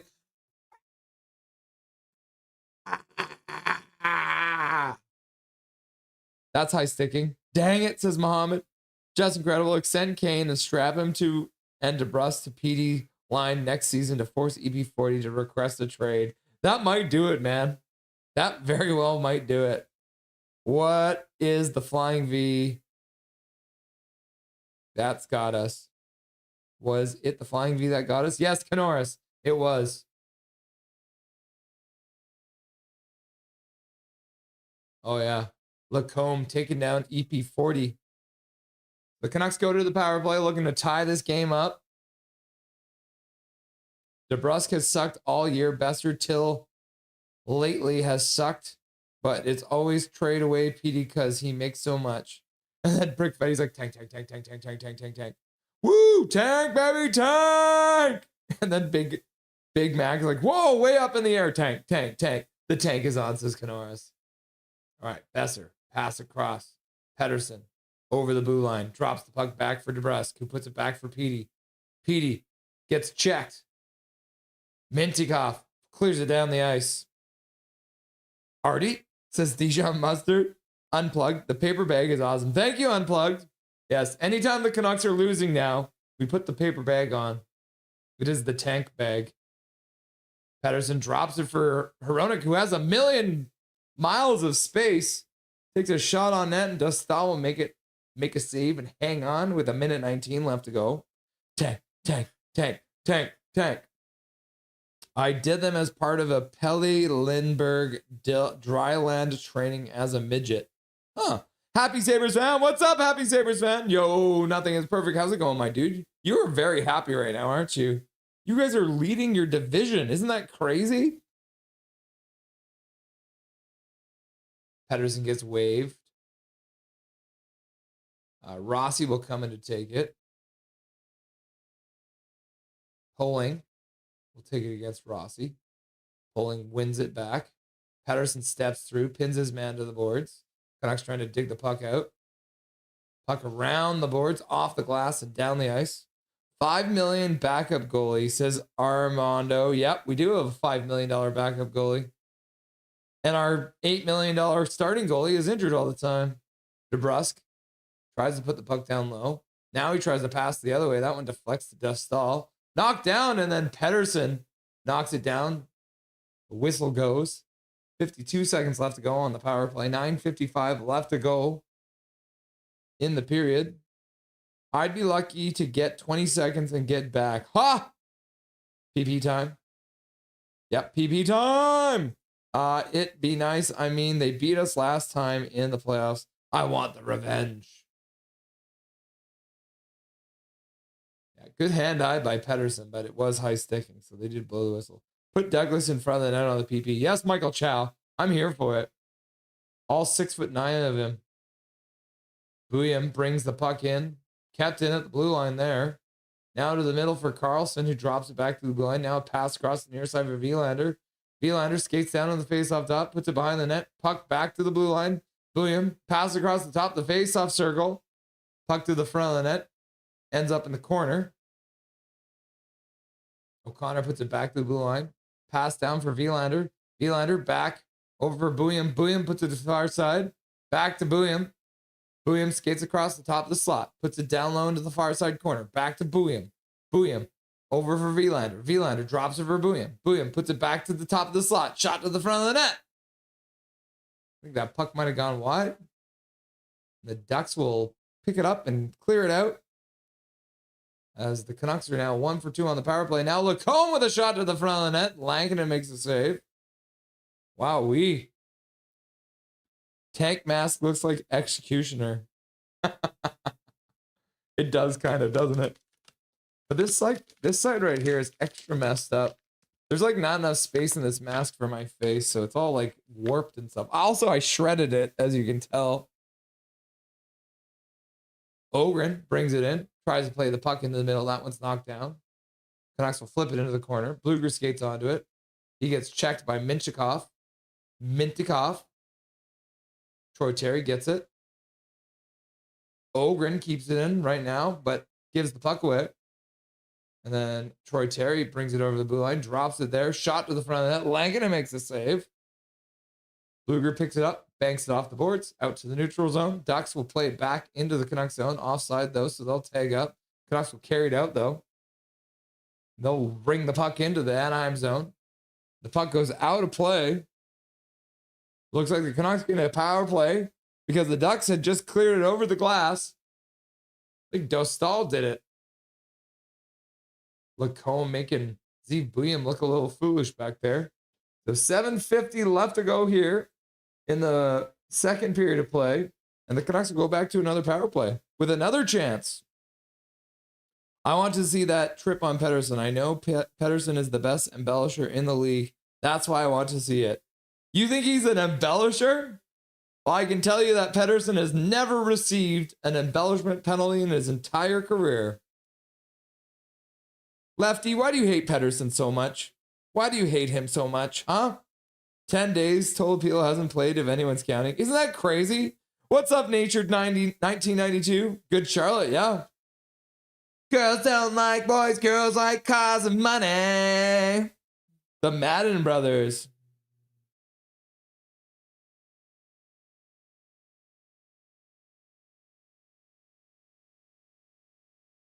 Let's see.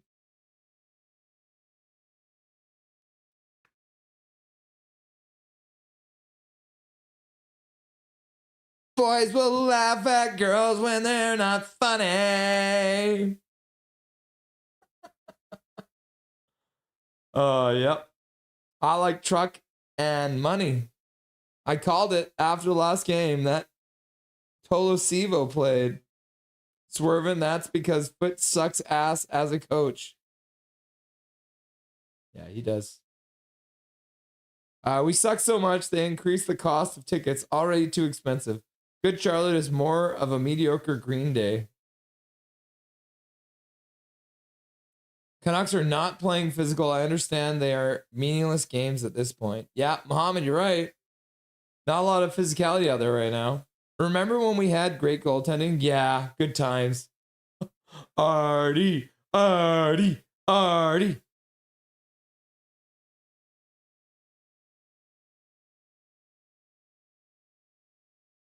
yeah, so Dostal does get the penalty. Oh, and the Canucks win the faceoff. Get a shot, but he gets blocked. Puck down the ice. Lankinen gives the puck away. Clorin falls in the corner. Get taken out by Pettersson, who digs the puck out. Skates onto it. Now he starts out, passes over for Besser. Picking up speed. Gets it back from Besser. Skates over the blue line. Shot. Blocked. Skates in. Rings the puck around the boards. Back for Besser. Pettersson looks like he's got a bee in his bonnet right now. I like it. Hronek on the blue line. Down low for Pettersson. Pettersson back to Hronek. Hronek back for Petey. Petey puts the puck to Besser into the bumper spot. Gets a shot off. Saved by Dostal. Pettersson chops the puck down low for DeBrusk, puts it back to the blue line. Marco Rossi across for Petey. Back for Hronek. Shot to the front of that. That one's blocked by Tolling. And he is smarting a little bit. Now Petey back for Hronek. Hronek fakes the shot. Puts the puck across for... Oh, the Canucks score! Oh, my God! I can take them out. Canucks score on the power play! Oh, my God! That Brock Besser who gets that goal? What a passing play! So, Hronek fakes the one-timer.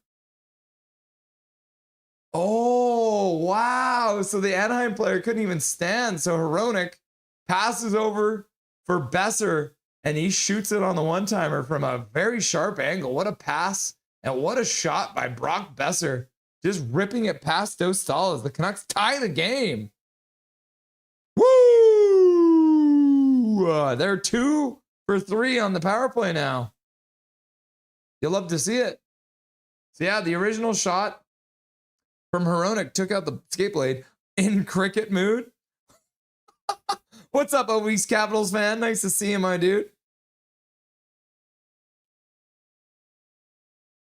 Lankinen makes a save, but my clock is wrong, so let's let it run a little bit, and then we'll stop it. 6:34 left to go. Good Charlotters like Green Day if they knew what 923 Gilman was. Brutality, bud. Brutality blood. While everything is on fire. Yeah. Brutality blood's out here like hee-haw, hee-haw, hee-haw, hee-haw. Brutality blood. Canucks win the draw. Marcus Pettersson rings the puck around the boards. Creekfetti Shifley with the Gordie Howe hat trick tonight. Woo! That is great. You love a good Gordie Howe hat trick.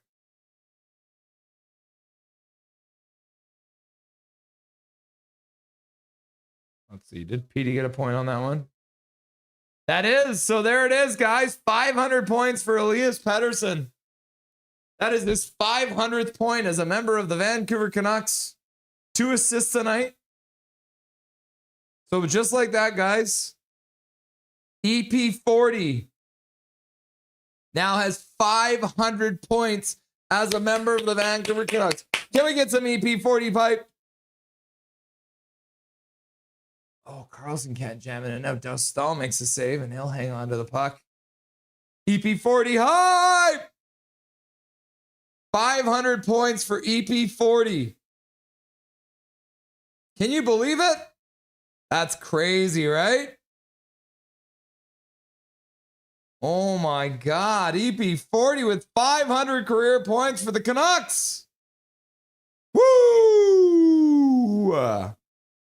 You love to see it. 500. Sabres season ticket holders, playoff tickets around round 133. Meanwhile, Canucks are getting price increase. Yep. Sensei DY, go, go, go, go, go, go, go, go. Humongous, go, go, go, go, go, go, go. I think with proper line mates feeding him saucer passes for his one-timer, he'll be able to score 40 again. See left here around. I like the sounds of that. You're talking about EP40, right? Or are you talking about Besser? I'm confused. I bet if PD had real wingers, he would play better. Yep. Go, go, go, go. Sensei DY. Woo! Swerving nerves like go, go, go, go, go, go, go, go, go, go, go. Large Trevor Linden. Trevor, what do you think? Is that pretty cool? EP40's got 500 points as a Canuck. That dumb blind sure could play a mean pinball. Did you know the Sabres will pass the Canucks in playoff appearances in franchise history this year? Both teams came into the season tied with 29. FYI, Sabres haven't made the playoffs since 2011. Yep, I did know that.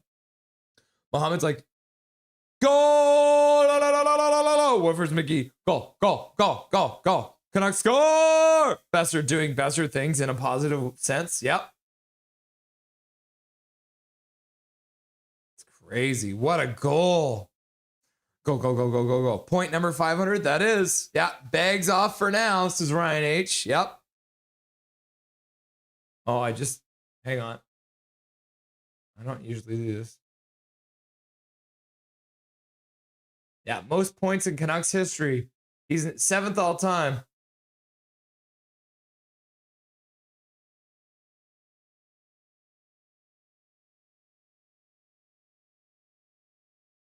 Play is back underway.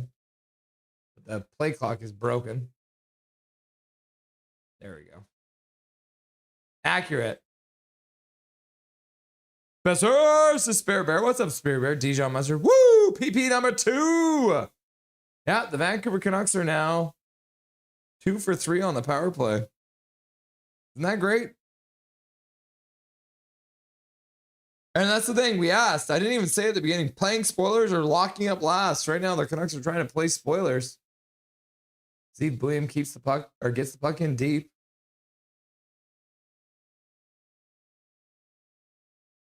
Carlson behind the net, rings around the boards, back to the blue line, down the boards. DeBrusque in behind for Carlson. Carlson puts it back up the boards to EP25. Shot to the front of the net. That went to flex wide. Hronek. Back to the blue line, skating onto his EP40 or EP25. Pass across, shot to the front of the net, and Dostal makes a save, and he'll hang on to it. With Bluger hanging around. Go, go, go, go. Boom! Go, go, go, go. Brock Besser! Wow, Besser! Go, baby, go! Yeah! This is Cadet. Hronek channeling his inner Hughes. Yep. Wow, Brockstar. Bandicoot 500. Yep. Captain Hronek with an apple. Future captain. I have to look at the 23 draft and who was picked after Vilander, 11th overall. That's a little high in my opinion. You don't like Vilander either. Hronek with a shot at the front of the net. 4:20 left to go here in the second period of play. Nice pass, Hronek. Let's go, Vancouver, says Zach. And then Spirit Bear says, rah. Rockstar, says Armando. 500 points for PD. Yep. The Canucks have been keeping things competitive in this game. Yes, this game is far from done, although this game is tied for Canucks fans beats watching a team being blown out. Correct. I agree. Spirit Bear, so close. Blame PD, only 500. Let's go, PD. Let's go, PD. Playback underway. Ducks dump it in. They're going to beat out the icing call. Yeah. That was a terrible call. That should have not been an icing. EP40 high.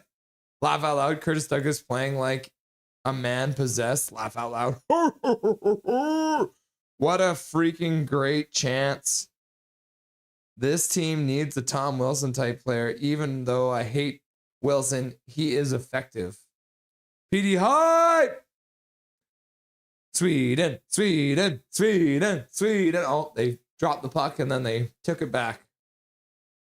EP40 high. EP40 high. Johnny Redbone. 500. Woo! Way to go, EP40, says RC. 318. Puck shot down low, blocked. The Ducks will skate it out, get to center, kicking it away. Canucks will now play it out, losing it at their own blue line, as Poling will bring it down into the corner, hits his man. Canucks will recover, though, and play it out into the neutral zone. Trouba plays it across to the near side for Lacombe, who gets the center and dumps the puck in deep. Puck tipped back for Carlson, and that's Linus Carlson, who plays it out into the neutral zone. DeBrusque pursues his man, and they'll go for a change. Puck comes across for, is that Kane? But he couldn't control it. Now Kane picks it up in the neutral zone, starts over the blue line, drops it there by Drew O'Connor, but Drew O'Connor gets his pocket picked. Now he takes it back, puts it down low for Kane, but Kane couldn't handle the pass. And then Drew O'Connor picks it up, tries to throw it back for Petey, but that one's deflected by an from a duck stick, and they'll skate it in. Now they try and put it out in front, but Chris Kreider couldn't get the puck there. And now a shot gets blocked from Troy Terry, but they get it back. Now a pass across the top of the crease, but it's too hot to handle, and it goes right by Troy Terry. Anaheim goes all the way back in their own zone. Canucks will dump it in from center, and they'll start a change.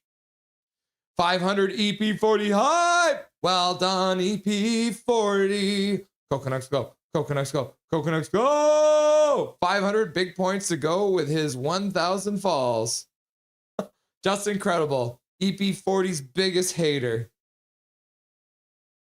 Dude, 7th all time in Canucks scoring, but it's not good enough for Just Incredible. Why do you hate him so much, Just Incredible? How did he hurt you? If Quinn wanted to quit on this team, fine. He will have no claim in any of our success when we see it again. Yep. Rossi spins the puck down in behind the net. Brock Besser throws it back up the boards, but Rossi wasn't still there, and Killorn skates it out. Villander was pinching in. Oh. The Ducks came in offside. That was all weird. One-legged, one-armed bandicoot. Hurrah for EP40, says Muhammad. Carlson is greater than Carlson. Yes, Dijon. Let's go EP40. There you go, Just Incredible. There you go. There you go. Wave! Wave! Congrats, EP40, says Ryan. Not too shabby for a Swede, says Isildur. Johnny Redbone's like, bacon, bacon, bacon. Canoris, EP40 to the Ring of Honor. Woo! And then Zach's like, Sweden, Sweden, Sweden, Sweden. But everything wrong with this team is EP40's fall, right? Says Colin Whitehead, laugh out loud. Whenever I listen to Give Up the Grudge, I think about Russ. Give up the grudge. Better shut your mouth. Why you gotta judge everybody but yourself? Take a look around, cause there ain't nobody here. I may be a loser, but at least I'm not alone. Oh man. Canucks get the puck out, or the Ducks brought the puck out front, but they couldn't finish the job. Sassone gets the puck out. Oh. Curtis Douglas is trying to dive to poke at the puck, but ends up taking his man down with that long reach. And so he'll go to the box. So the Ducks will go to the power play here with just over a minute left to go. Whoopsies. A penalty in the offensive zone. Who does he think he is? Evander Kane? Oh, wow. I think Mintikov was milking that one a bit. After Seneca hits Pedersen behind.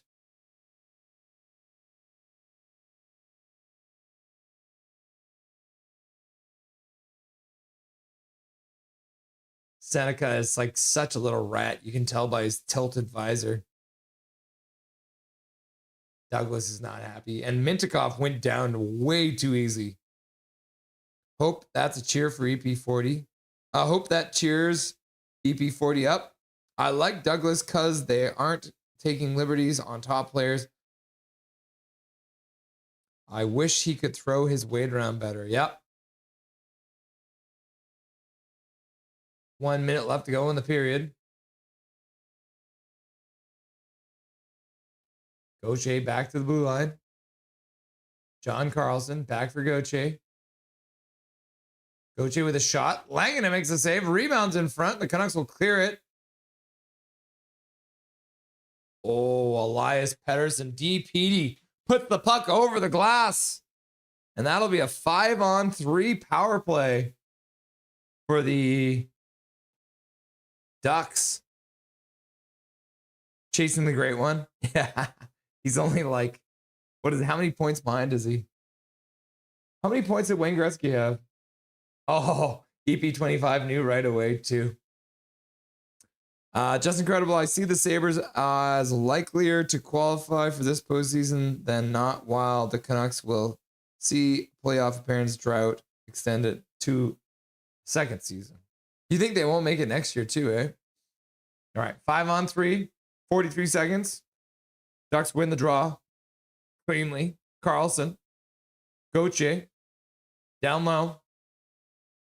Terry, back for Carlson. Carlson down for Troy Terry, who takes a shot, and that one goes off the end boards. Kept in by Carlson, who puts the puck into the slot, and the Canucks will slap it down the ice.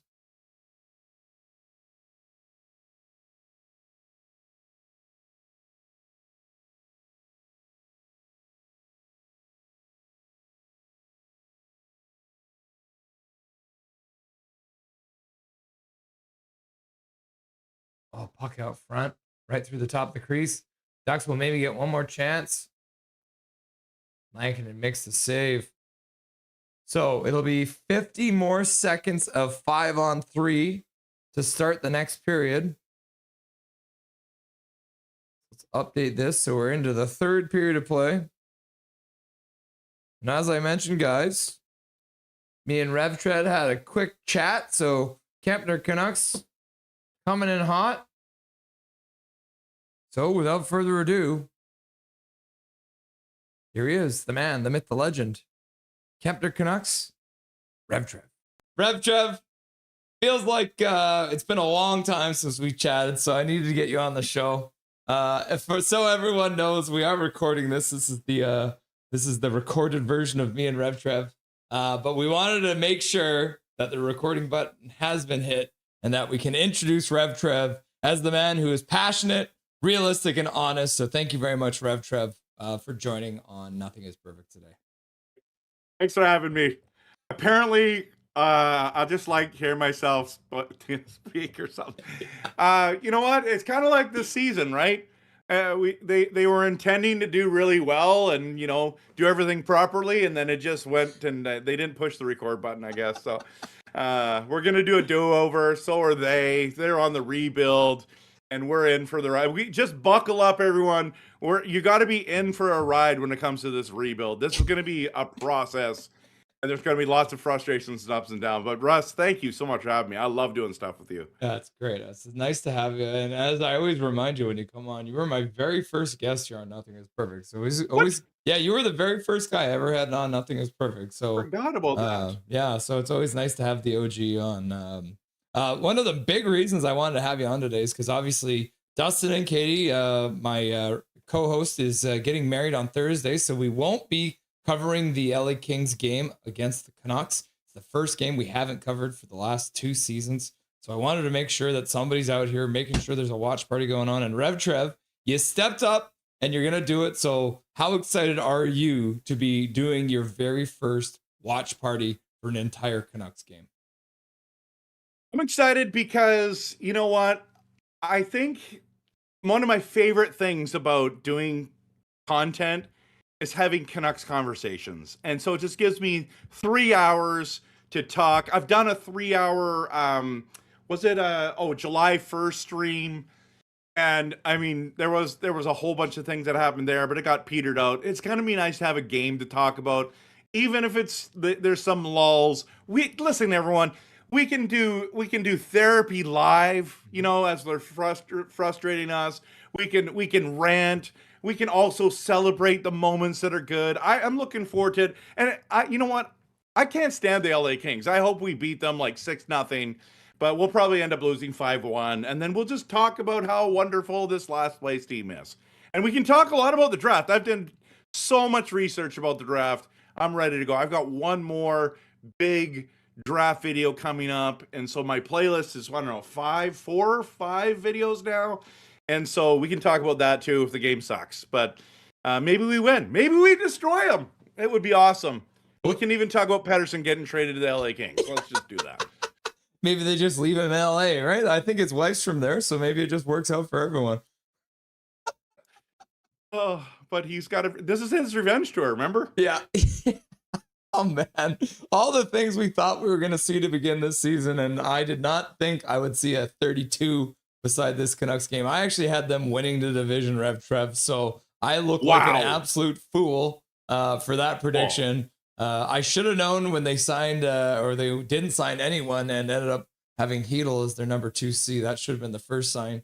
For you, what was the first sign of trouble for this season that you thought, uh-oh, this is going to be a bad one?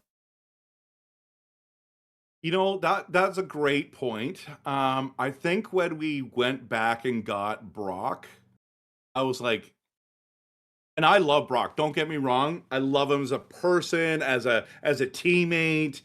But when we went back, I was like, I think we lost out on Ehlers, and we're not going to get anyone. Maybe it was a little bit before. Maybe it was when we signed Patrick Kane. Not Patrick. I always say Patrick Kane. Could you imagine if we got Patrick? Yeah. Okay, that would be awesome. Evander Kane. When we got Evander Kane, that didn't make sense. When we went back and got Brock, I was like, uh-oh, this is not good. And then I was like, oh, we're fine, because I made like four videos. Don't worry, everyone. Quinn Hughes is re-signing. I just want to start crying. I want to start bawling my eyes out on your stream right now. Oh, I don't have any tissue coats, man. I should have brought some into the studio today, but oh man, yeah. I mean, when they traded for Kane from the Edmonton Oilers, at first I was so angry, and then I was despondent, and then I talked myself into it being a good thing, because I was like, well, Kane, he could replace Brock Besser. He's usually about a 20-goal scorer in this league, and he's a little bit tougher than Brock. And then they signed Brock too, and I was like, I guess that's fine. We got both of them. We should have a really good top 6 now. And no, things didn't turn that way. But I mean, there have been some positives from this season, even if they aren't, getting us out of 32nd place. Like the young guys, this team is the 4th youngest team. And when you talk about rebuilds, one of the most important things is getting young. So being the 4th youngest team, you're looking at the defense now. Tom Wielander has been one of the bright spots from this team. And what do you think has been the best part of having Wielander join the Vancouver Canucks for a full season here? Yeah, I think that's the main point is, I feel like I've said this before, but Wielander wasn't supposed to play in Vancouver this year. He was supposed to be in Abbotsford all year, and he played the entire year up. So if you're gonna rebuild and you're not retooling, whatever you're gonna call it, hybrid retool and rebuild. They wouldn't admit it, but finally they're saying it. But here we are, and he gets a full season of experience, and I'm like, you know what, I like that, and I don't mind his game. Like, there's a lot of things like every once in a while I'm like, and I'm like, wait a minute, he's still young, Rev Trev, relax. And then there's other moments like, ooh, I like that, and they were really high on him. So I enjoy that development. And now we got so many. What did you say? It was like we're the 4th youngest team in the NHL. Mm-hmm. You know what? That's why people, if you're tuning in, if you're watching even this, it's because you're here for the young guns, guys. You're not here to watch, EP40's revenge tour. You're not here to watch Brock Besser try to get 20 goals. You're here because of these young guys, and I think that their effort level's excellent and they're fun to watch. Wielander and a number of these young guys are fun to watch, so that's why I'm tuning in. I mean, I'm making content too, but I'm tuning in. But yeah. Well, I mean, even you look at the other members of the young D-core, like I love the snarl in DPD's game, because that has been a problem on this team. Somebody takes a cheap shot at the goalie or one of the players that are on the roster, and there hasn't been a lot of pushback. You look at the Austin Matthews incident, nobody did anything for their captain. If somebody did something like that now, I feel like there'd be a couple guys, including DPD, would go and let them know that he wasn't happy about it by face washing, grabbing, all that kind of stuff. So is that something you're looking for the rest of the season, to see that toughness from DPD as well? Yeah, and that's why they also got Douglas too, right? Mm-hmm. It's like, let's see them do that. Here's the weird thing about the Canucks toughness, okay?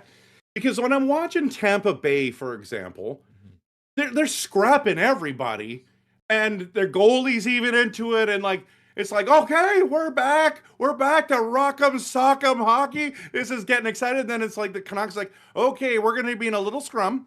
Did you ever play this first Nintendo ice hockey? So you got the little guy, then you got the medium-sized guy, and then you got the big fat guy. And then the fight happens, and they're all going like skirmishing. One guy's getting knocked out. That's what it looks like for the Canucks. It's like, can you please punch somebody? Just punch them. Like, I was at the Florida game. They got rough, and everyone like paired off. And DPD grabs a guy, and I'm like, just deck him. I'm like, come on. My daughter is screaming, fight, fight, fight. You know, she's hilarious. She's 19. She's the best person to watch a game with. But she's like, why aren't they hitting anyone? And I'm like, you know what, honey? That's a great question. It's like, can we put, like, you're there. You're going to get a penalty for roughing anyways. Just drop it and drop the guy or hit him once or get the fans excited about something. It's like, Douglas, why haven't you been in a fight yet? Like, do you want to play NHL hockey? Do you know what your role is? Hit people, get in the outs. If you want the Vancouver fans to cheer your name, buy your jerseys, all you need to do is have 3 or 4 fights before the end of the season. And all of a sudden we're like, this is awesome. Douglas, you need him in. Like, that's what's going to... I went on a long rant there. I'm sorry. But I feel very passionate about this. I don't get it, but DPD is awesome, and I love watching his grit. Just punch somebody once in a while. Yeah. Well, and then, I mean, on the opposite side of the spectrum, like Zeev Buium, especially lately, looks like he's starting to feel himself. His edges are looking really good. He's starting to really carry the puck, getting the puck out of those dangerous situations. And you can look at all 3 of those guys that we got from Minnesota. Rossi's been great. Ogren's been looking great. Is that kind of take the pain off of losing our franchise defenseman, our captain, when you see the 3 pieces that we already have in the lineup doing so well to finish this season? You know what? It takes the sting out of losing a bit more. I don't think it takes the sting out of it for me to losing an elite player. Those guys are not replaceable, but I do like that we got 4 first-round picks for Quinn Hughes. And if you think about it, like, look how high Rossi got drafted. Look where Zeev Buium gets drafted. Now we got another pick coming this year, and Ogren's a first-round pick. And it's like, you know what? I prefer prospects over picks because it takes them 2 to 3 years to get into the league anyways. So I'm pumped about these young guys, and look at how good Ogren's been. Everyone's like, oh, Ogren's not very good. You know, he wasn't good in Minnesota. It's like, because they mismanaged Ogren. He's way better than they thought. They should have been playing him more minutes. Look at how good he is. And so Zeev Buium has potential. I don't know. I think even if he gets to 70% of Quinn Hughes, I'm happy. A lot of people are really negative about him right now. I'm like, he's a rookie. He's got a lot of hockey to play left, and I don't know. I'm excited. Well, and then you even look at some of the young guys that, and I'm excited to see what they can do, because Atu Ratu, Jonathan Lekermacki, 2 guys who really haven't gotten a really good look in the NHL yet. But the nice thing is last year they had the Calder Cup run. They didn't get into their training for their offseason until July. They maybe had like 4 weeks, before they're starting to think about getting back to Vancouver. Now you got Atu Ratu and Jonathan Lekermacki, who got shut down early enough. He had a successful surgery. How excited are you for those 2 guys to be able to have a full offseason of training to work on their games? Yeah, I really like Ratu's game. Will he ever be a second line center? Maybe, probably not. But like, that's the potential, right? But even if he's a third line or a fourth line center, his face-offs winning percentage is insane. I do not know why the Canucks don't play him. Why do you keep sitting him? It doesn't make an ounce of sense. Okay, I think he's fine. He's not gonna make you lose a game. And remember when we have Myers? There was always that chaos draft moment. You're like, how is a veteran player doing this? Ratu never does that. He never does it. And you go, oh my gosh, he's terrible. But Lekermacki has got that sweet, unbelievable shot, and we need to get him in the lineup. Now he's rehabbing, and I hope the rehab goes well. Sounds like he's going to be back for next season. He's got to be as a second line, third line guy all year. You've got to see what you've got in him. I mean, I don't know what you're doing if you don't do that. I mean, get rid of Kane, put him in there. Let's go. Let's see what he can do. Well, it's a crazy thing. Like Ratu, I don't think a lot of people know he's our leading hits getter. He has more hits for the Vancouver Canucks than anyone else, and he's played like 20 games less than everyone else because they kept on sitting him out, right? So even for the hits and the faceoffs, like keep him in the lineup, and then we'll see where it goes from there. But I think there's a lot of excitement around this very young Canucks team, so that at least gives us some hope. Maybe not calling for a Pacific Division win for next year, hope, but maybe maybe just some hope going into it. And then to just quickly touch on it too, like the young guys and the practice facility, right? The leak gets out that Britannia is going to be renovated. Apparently it's going to be like a 5-story build, so it's going to be quite the thing. And if there's anything the Aquilinis can do, I know they can't usually build a hockey team, but they can build buildings. So hopefully that gives us some hope that we finally get to take advantage of one of their good skills. Does that give you even more hope moving into the next couple of years here that finally we don't have to be the butt end of so many jokes about being the only team without a practice facility? Yeah, sure. But if it's going to be that many stories, that actually gets me excited. Mm-hmm. But my question is how long is that going to take? Mm-hmm. We're talking 5 stories on the existing. That, to me, that sounds like a 4 to 5 year build. Mm-hmm. I don't know anything about building. I shouldn't say stupid stuff like that. But honestly, is it going to be a 3-year process? So everyone's like, "Hey, we're going to get one day." But yes, we need one. That's great. 5 stories would be excellent. I think that would bring a lot of excitement to free agents. I'm pumped about that. Yeah. I think it's nice that there's finally some traction on it because, man, it's been, it's one of those things going out to UBC, going out to Burnaby out rinks. Like it's a disappointment every time you see that. So I think even just for the players, it'll be a nice time for them to be able to just kind of spend time together in their own kind of space. So that should be good to see. Last thing before we get into the talking to chat, what is worst case scenario for the Canucks? Is it having Foote as head coach again next year, or is it re-signing Kane? I say it's re-signing Kane. Mm-hmm. This is a rebuild now. You got to buckle in for the roller coaster ride. If they choose to keep Foote, it's because they're like, we want to get DuPont next year. I mean, local boy. And if that's the goal, I'm okay with Foote returning. I know that a lot of people are going to be screaming at their devices or TVs, whatever they're watching this on. Like, Rev Trev, what did you say? It's like, guys, the question is Kane or Foote. I'm going Kane. Don't bring Kane back. That's worst case scenario, in my opinion. So Rev Trev, you're doing the watch party on Thursday night against the LA Kings. What do you have to say to chat about coming to watch you do your first ever full live watch party for the Vancouver Canucks? Listen, the rants alone are worth the price of admission. The honesty, the being realistic, the passion, it's going to be there, okay? Now, I need you to come because we need to have Canuck conversations. It's going to be really boring if it's me by myself. And I know that I'm not going to do as good a job as Russ.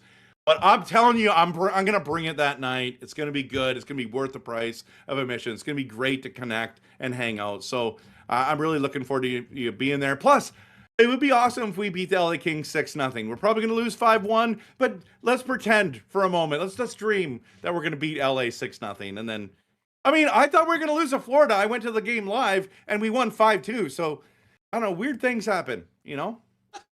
Well, Rev Trev, congrats. I heard you just hit 2,000 subs on the channel, so that's very awesome. Congratulations on that. And have a lot of fun on Thursday night against those LA Kings. I'm with you. I hope they play spoiler and keep those Kings from even making the playoffs.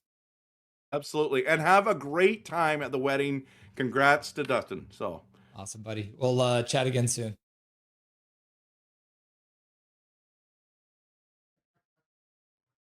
Oh, look who this is. There is Rev Trev, everyone. If you haven't gone yet, I did post a link to his channel there. That's what it looks like. He did just recently hit 2,000 subscribers. So congrats to Rev Trevor hitting 2,000 subscribers. That's awesome. And of course, we got Dobby here because it is time for Dobby to have his dinner. Oh, yes, it is time. But we also got to get everything ready to go. So we're going to make Dobby wait. So we're going to reset the game clock. We're going to update this so it says third period. The Canucks are have to kill off 50 more seconds of 5-on-3. And while that's happening, Dobby's going to get his dinner. Okay, let's see. Drop the puck. Ducks win the draw.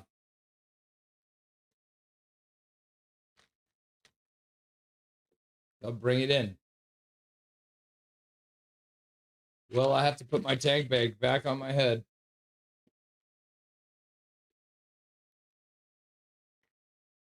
John Carlson, Leo Carlson, back to Carlson on the point. Granlund, Carlson, Carlson, Carlson. Carlson, Carlson, Carlson. Granlund. Terry. Carlson. Troy Terry misses the puck. The Canucks will slap it off the boards. That'll go all the way down the ice. All right, so the first power play. So it is now just a 5-on. Oh my gosh, Dobby. Yeah, there's a little bit of a spillage there. Oh no! Tank, baby, tank! We're gonna put the tank bag on Dobby's head this time. Huh? Does it look pretty good on him?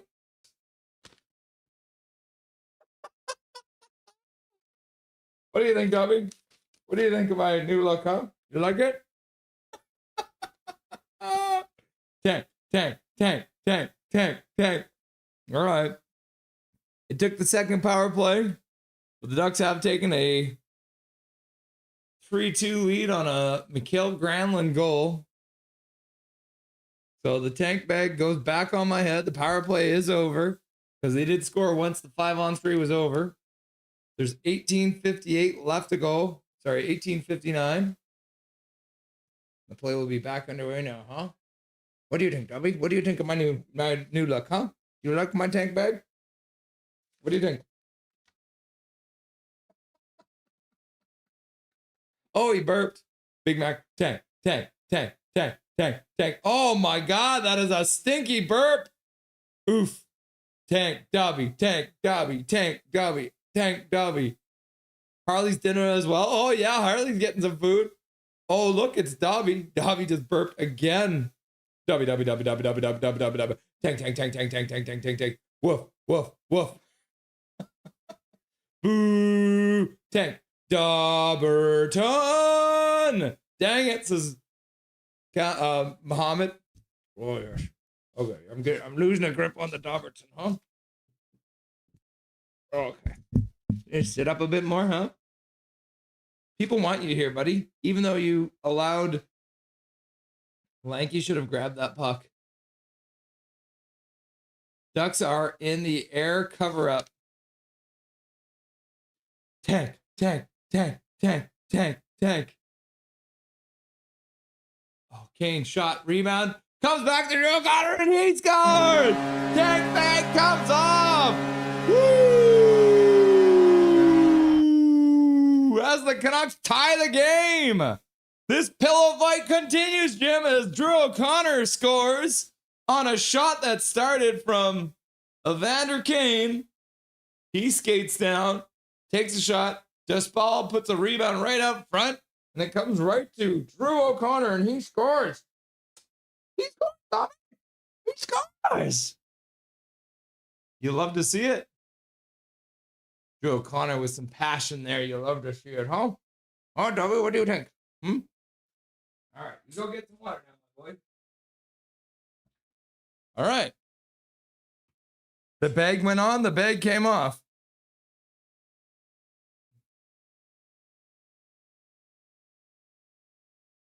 I'm gonna gift a membership.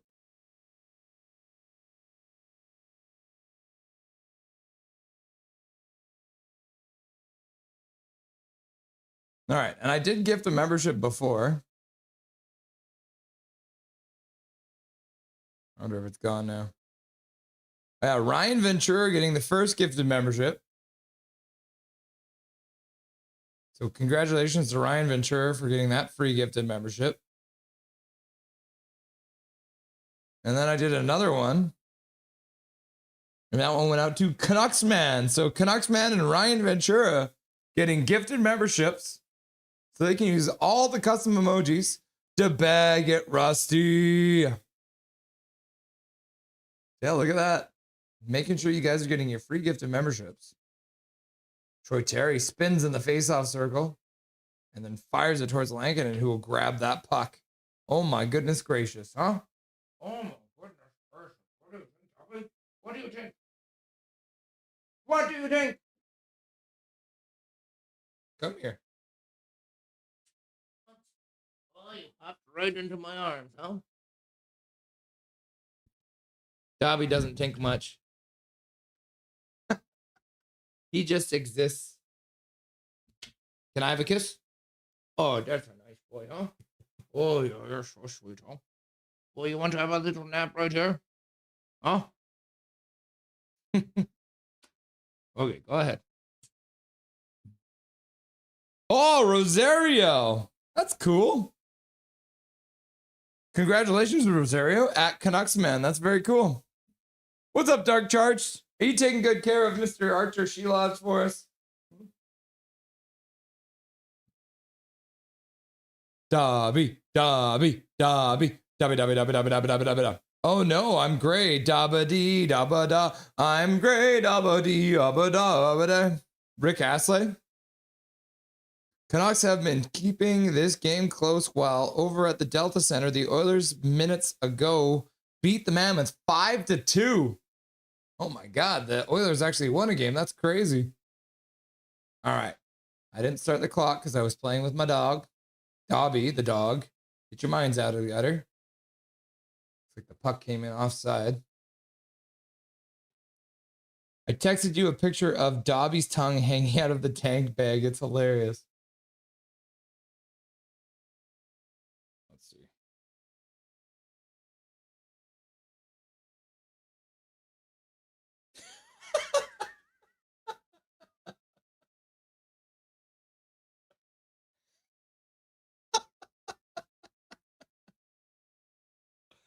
Oh, that's really good.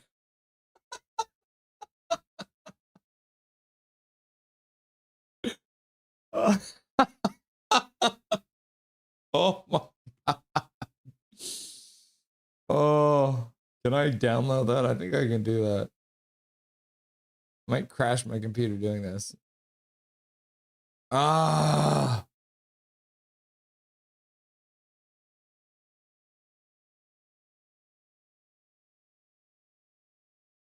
Why are you making me log in again? Dobby. Go lie down. You little deviant.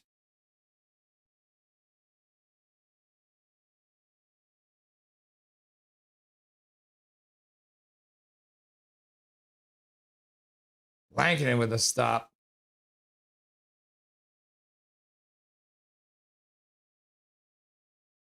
Oh, just scan it with my phone. Oh, now the boys gather for a chat.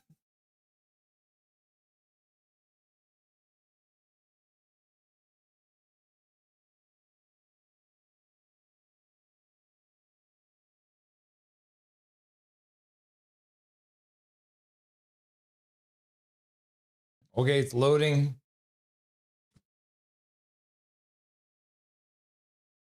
That's so funny. Save as images.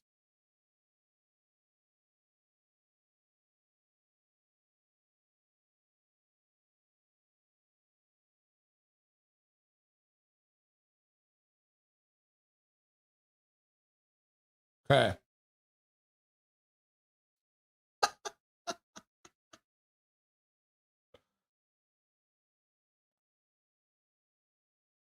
Canucks win a faceoff. I think the puck went out of play.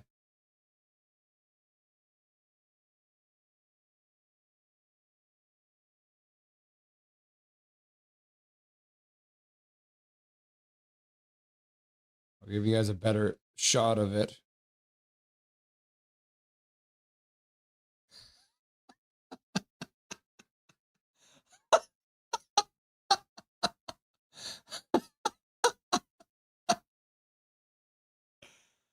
That's so funny.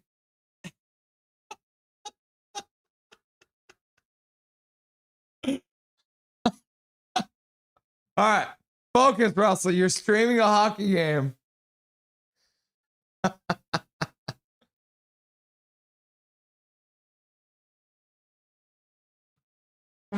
Tank, baby! Tank! I'm not even paying attention. Oh my God. Humongous. Tank, tank, tank. Oh, what a shot.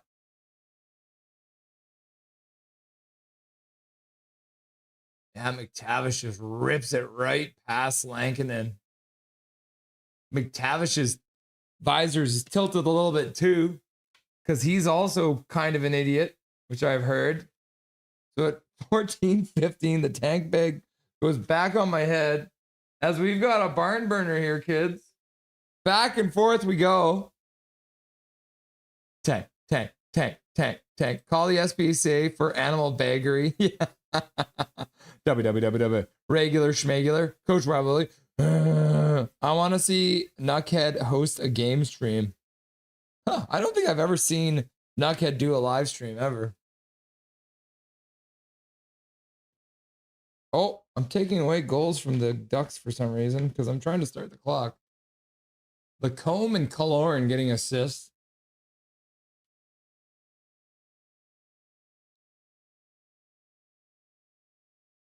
At least the fans are getting entertained, right? Colin Whitehead, well, something like that. I just assume they're not winning it. Do you know that song? Which one? I'm just a regular, everyday, normal guy. That sounds like something an alien would say.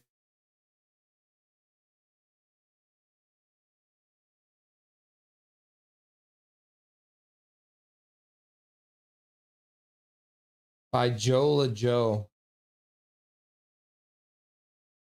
I'm just a regular, everyday, normal guy. Nothing special about me, motherfucker. I'm just a regular, everyday, normal guy. When I go to the clubs, I wait in the motherfucking line. I'm just a regular, everyday, normal guy. I got $600 in my bank, motherfucker. I'm just a regular, everyday, normal guy. And my sexual performances are average. I feel like I've heard this song before, but I didn't know it off by heart. Mad Panda. Oh, man. KJ Brace is here, and he's a mad panda. I'll try to tune in. Duo, thanks, man. I appreciate the kind words. I'm just a normal guy. Ha-ha! Was crazy when Russell, Rain, Irvin, Gerard, Gerald, Doodle, and everyone was guests at the same time there. Yes! On Headspace. Dobby, Dobby, Dobby. And Scrofford's like, Dobby, Dobby, Dobby, Dobby, Dobby, Dobby, Dobby, Dobby, Dobby, Dobby, Dobby, Dobby.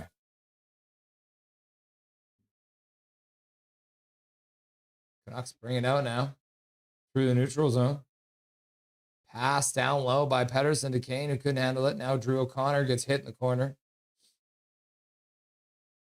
Pettersson comes in, takes it, puts it back for William. William over for Hronek. Hronek throws it towards the front line. That one gets blocked. Pettersson picks it back up, banks it off the boards to himself, throws the puck across the zone, ends up getting over for Hronek. Kane throws the puck towards the front of the net. Drew O'Connor chops at it. Pettersson rings around the boards, but nobody was there, so the puck gets out to center ice. Crawford, tank, tank, tank, tank, tank, tank, tank, tank. Funny how the division with the most travel is condensed season is having a bad year. Dijon Mustard, that's a really good point. That's a really good point, actually. Shelov's had a stinkier game today. 6-2 loss to the Avalanche. It's fine. I'm not surprised. That is true, Dark Charge. The Avalanche are a very, very good team, so that might be it. Russell Bean Blues. Wonder where this was for the Blues the whole season. Now we're getting good. All right. I am a little confused. It's fine. Nothing is perfect. Yeah, nothing is perfect, Artie. Yep. Leo Carlson comes back on Linus Carlson and checks him. Now Linus Carlson puts it up front for Nebraska, who takes a shot and Dostal makes it. No, Linus Carlson makes a wraparound attempt. Puck back to the blue line.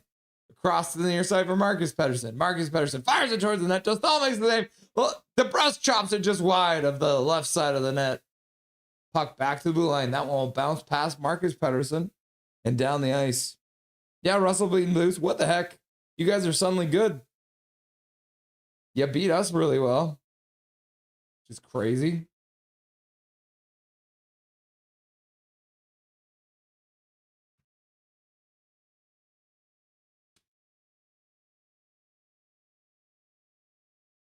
Chaos at both ends of the ice.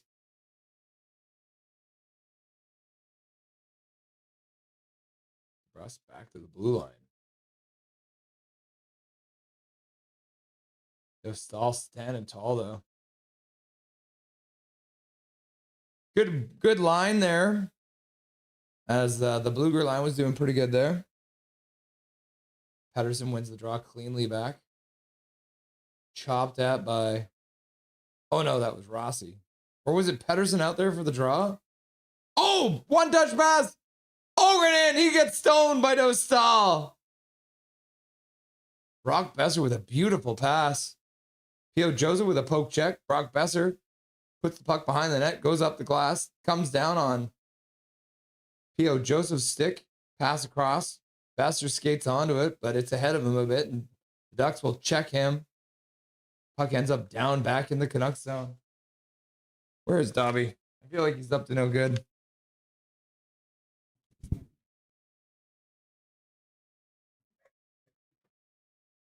Yeah, what are you doing? Huh? Go over here.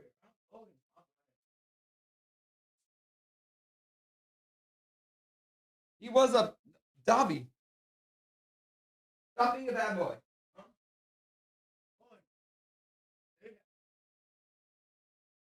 Chill out.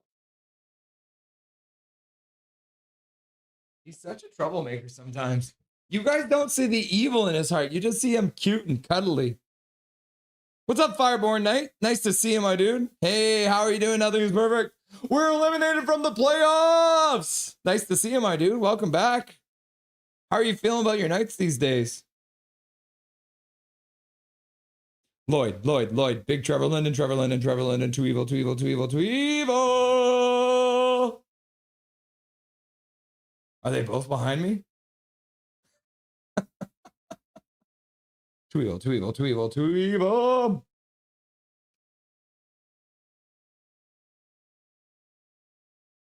Is Ogren Besser's new Miller? He might be. But that was a Besser pass to Ogren, which was crazy. Is Besser Miller? Is Besser now the Miller to Besser as, but Besser is to Ogren? Is that make any sense? Keystone is here. Hey guys, how's it going? Hey, you know, we're watching the Canucks tank. It's good times. It's miserable. Nothing is perfect. I'm sorry to hear that, my guy. Because you even guys got Anderson. You traded for Anderson. You're supposed to be good. Like, what the hell is going on? Washington Capitals Ovies fan. I am vibing not watching the Caps games. No more after we traded John Carlson to the dang Ducks. Nothing is perfect. Our day 1678 in the poll foot is almost as dumb as Trump. Yeah, I would agree with that. What's up, our day? Welcome to the stream, my dude. Good here. Frightening. Ooh, the Ducks iced the puck. Learn the rules. Little cheeky pass from Besser over to Ogren. He couldn't get it past Dostal, though. But Washington Capitals Ovies fan. Ovi got his 1,000th goal. Great Voltage. What's up? Nothing is perfect. How's it going, Great Voltage? Are you guys in a playoff spot now? You guys are making a push for it, aren't you? Oh, yeah, you guys are in a playoff spot right now, Great Voltage. Dostal makes a save and hangs on to the puck.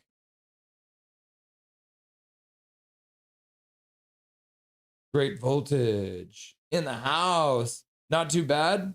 That's good to hear, my dude.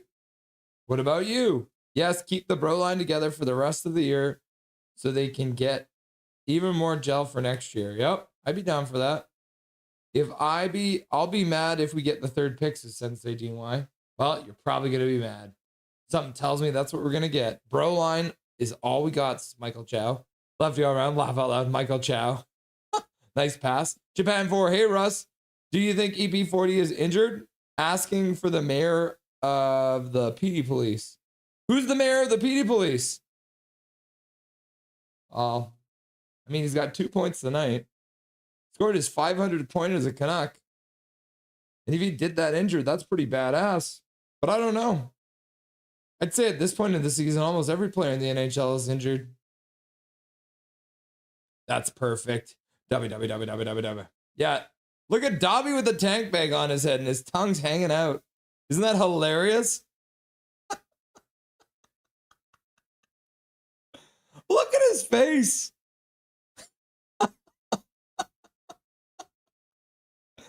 Oh, I can't get over that, Irvin. Everything is on fire. Literally. Yeah. Are you guys going to put it together in, are you going to put it together in the playoffs? Maybe. Tank. What's up, Russell Bleeding Blues? What's good? Not the Canucks, but apparently the Blues are. Big Mac. Tank. Thought my stream just froze. Laugh out loud. Yeah, sorry for tripping you out there.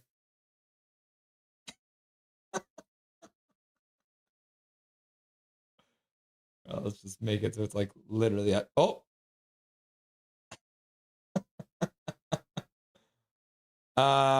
Justin DM'd you. Me? What did he DM me on? Was it Instagram or something?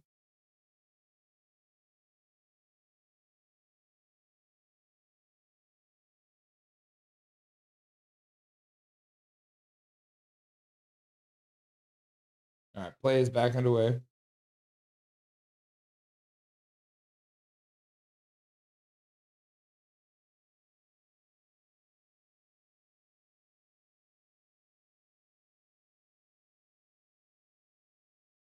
Why is it on Twitter? Maybe it's on Twitter.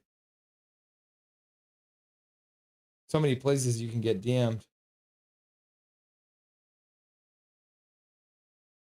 No, nothing there. I just made craft dinner for me and my boy. Nice. I love me some craft dinner. Johnny Redbone's like, tank, baby, tank. Cool, Irvin.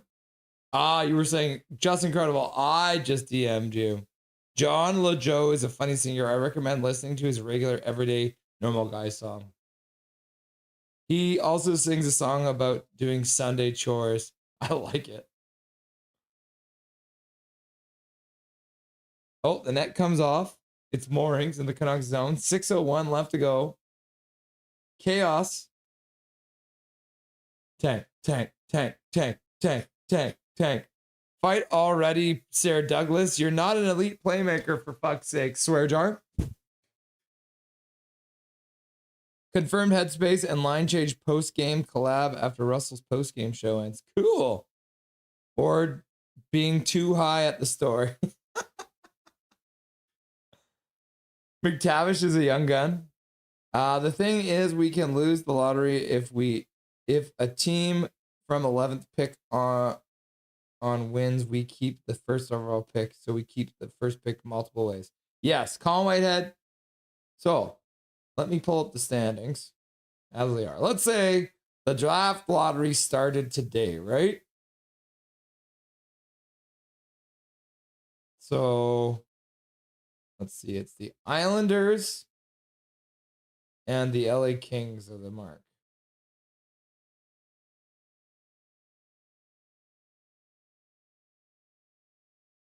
It's funny. The Anaheim Ducks lead the division, and they are to petition to name the Pacific Division the Pillow Fight Division. I'm down for it. Oh yeah, it's so insane. I don't even know how to like. So let's see. 1, 2, 3, 4, 5, 6, 7, 8, 9, 10. So if the LA Kings won the draft lottery, they would only be able to move up to 31st. Right? Oh, you can't even see my. So if the LA Kings here won the draft lottery, they would move up 1, 2, 3, 4, 5, 6, 7, 8, 9, 10. So they would be able to get it. If the Devils won the draft lottery, they would move up to second. If the Nashville Predators won the draft lottery, they would move up to 3rd. So you can only move up 10 spots. My brother doesn't care about anyone. A little bit selfish, is he? Hi, Scrawford. Justin Crowder, more like pacifist division. I like that too. I tried to tell him to be quiet so my mom can sleep, and now he's trying to get me sent to my dad's house. Huh. 0% puck luck. Yeah, I agree with that. Well, Anaheim got their ducks in a row. Flockers. 6 ducks on the ice at a time. Great save. DeBust actually got a shot. Yep. 1 is lost.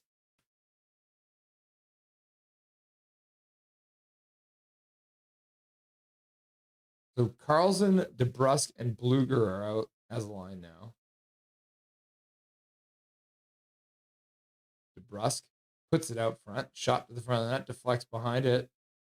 Marcus Pettersson keeps it at the point. DeBrusque throws it towards the front of the net. That one goes top to crease. Bounces over Linus Carlson's stick. And the Ducks will come out now 3-on-2. Troy Terry stops up. Puts the puck down the boards. Picked up there by his line mate, who drops it as well. Back to the blue line. Carlson puts it across to the far side. Troy Terry puts it back to the blue line. So we got Carlson, and Pettersson out there right now. Puck back to Carlson. He throws it towards the front of the net. That one goes wide. Ducks keep it in. Killorn skates around behind the net, puts it back to the blue line for Carlson. He puts a muffin of a pass across the blue line, and the Ducks will just chop it deep as Vilander picks it up. He'll spin it in the corner. Now he'll play it back in behind his own net, takes a hit. Pass up for Vilander. Now he drops it back. Pass over EP40 in stride. Gets it over the blue line, but loses the puck. Oh. Washi dumps the puck back in. P.O. Joseph. Oh, I have to adjust this. Sorry. I had hair tickling my forehead. We have a decent line for next year. You know what I mean? Johnny Redbone, what is that? Is that a disease? Gold medal, yes. Oh! My goodness. EP40 putting the puck to the net. Ogren is a beauty, eh? Yeah, KJ, I agree. Didn't forget about Rossi on that line, too. Lefty, if we get McKenna or Stenberg, we could have top line of PD McKenna or Stenberg and Carlson and a second line of Rossi, Besser, and Ogren. Wouldn't that be nice? Wouldn't that be nice? Great voltage. Watching Sens at Rangers to think they had won the President's Trophy, and you guys made them look like an AHL affiliate. For Johnny Blood, I'm ready for the season to be over, even though we won. I know, right? See no evil. Isildur, we're stuck in an avalanche, but never mind. We're doing okay. I'm starting to fade, although I've enjoyed watching those parts of the Canucks game, and I've got to watch, and look forward to watching the next Canucks games if I can. Thanks, David W. How is Coots doing? He is setting career highs. Dumbertons, a doggy bag. Best takeout ever. Yeah, Dobby in a bag. This is the best takeout ever.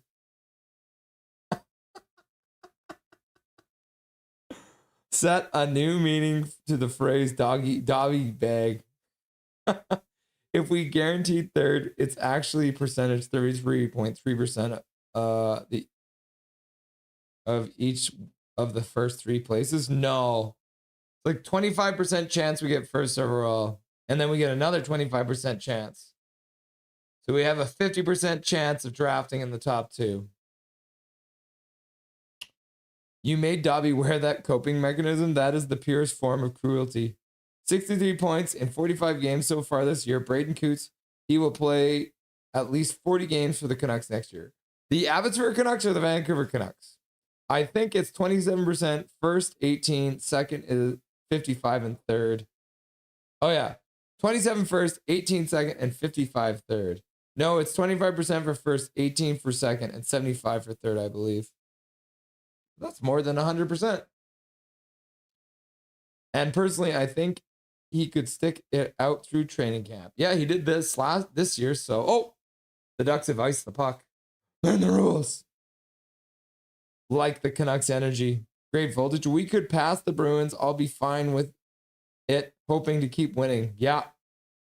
The more Canadian teams we can have in the playoffs, the better, right? Rusty, swear jar, swear jar, swear jar. Learn the rules, learn the rules, learn the rules. Only reason I can handle losing is the Ducks will maintain a good divisional lead over the Bridesmaids. The future is promising. That is true. Braden Coots is the real deal. Mature beyond his ears. One of the most valuable life skills one can learn is to make macaroni and cheese from scratch. Macaroni and cheese from scratch is delicious. Yeah, maybe 55% for third. Lefty, I think Coots is going to be the 3C next year with PD and the QC? 1C, and Rossi the 2C. 1C, not QC. There we go. Lefty, around. I predict he will be captain of the Canucks one day. I think I agree with that, Lefty. My mom's forced me to get off. I'm sorry, Duncan. Tank for RJ Celebrini. Ross, I'm telling you, my worst fears, it'll be Calgary gets number 1. Yeah, can you imagine? Brutal. Duncan said, I said, pardon? I'm stoked for Coots' leadership material. Yep. Howdy, bud.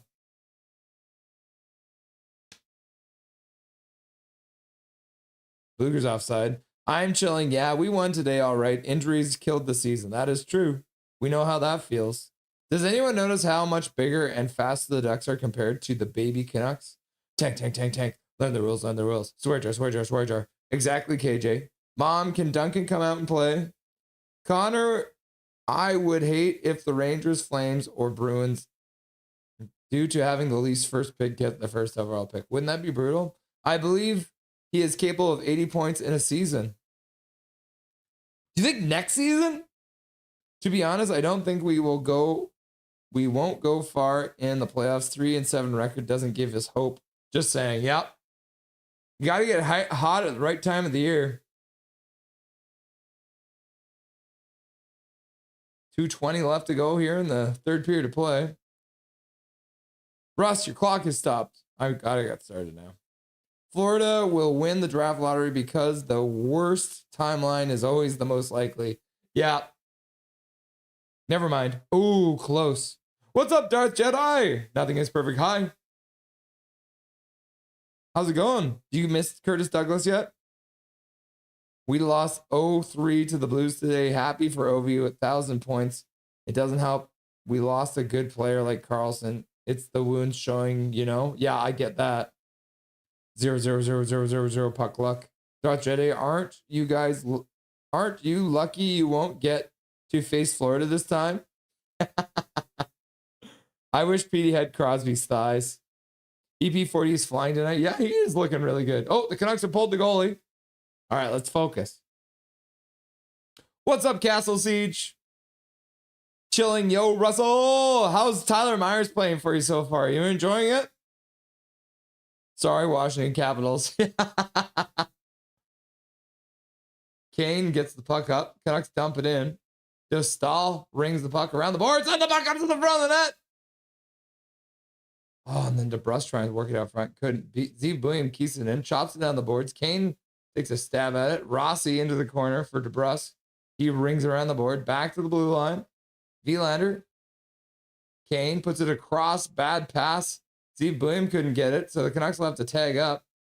Now Zeev William will backhand it down into the Ducks zone and move in on the forecheck. The Ducks will pass it out. Oh, and then EP40 with a save.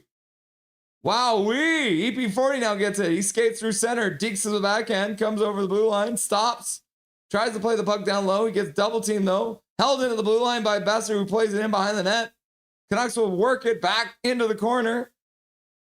Rossi getting harassed, puts it back. Oh, and then the Ducks steal it though, and they'll get it to center ice. Puck across for Troy Terry, and he'll try and seal it, and he does. Take, baby, take! As the Ducks on the empty net end up sealing the deal. As EP40 in a mean nothing game after being eliminated still goes down to block a shot.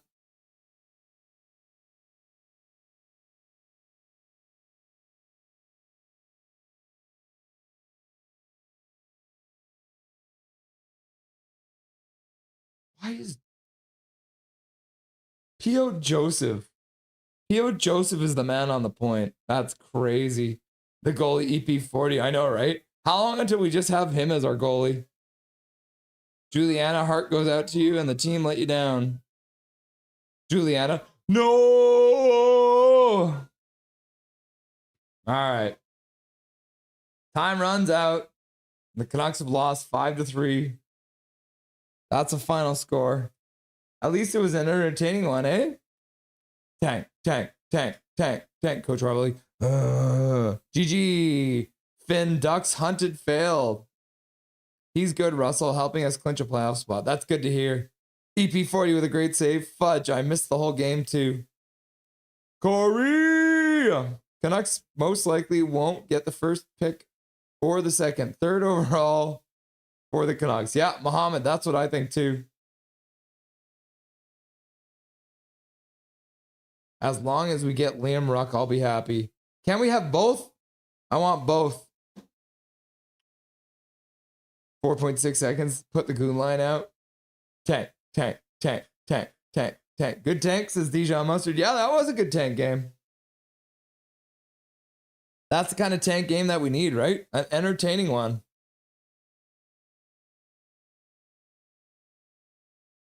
Ducks barely squeaked by tonight. Yep. Hi, HSM. And Prick Freddy's like, go Canucks go. Go Canucks go. Go Canucks go. And then Big Mac's like, tank. Johnny Redbone's like, tank. Baby. Tank. Game over. I thought we had a chance to make the playoffs. I guess not. Nothing is perfect. Yeah, Ruthless Sharky, what the hell's going on? Dark Fear Ducks. GG, man. Yeah, Canucks suck so bad. Wanted to win one. Woofers Mickey. Tank. GG. And then Johnny Redbone's melting. Tank. Adam Foote doing his press conference with a mission accomplished banner behind him. Wouldn't that be so funny? That would be funny. It's fine trying to pass the Sabres, but they keep winning. I know, right? They won't stop winning. Happy Sabres fan is stoked. Connor Cahill from Juliana. Again and again, for a sec, I thought we would win today or get to OT. Laugh out loud. Armageddon Death. Not win the President Trophy, Avalanche. Well, great call, Russ. Night all. I'm done. See you later, Johnny Redbone. All right. Get Dustin back on the line. Talk about that game. Do a little post-game show for you.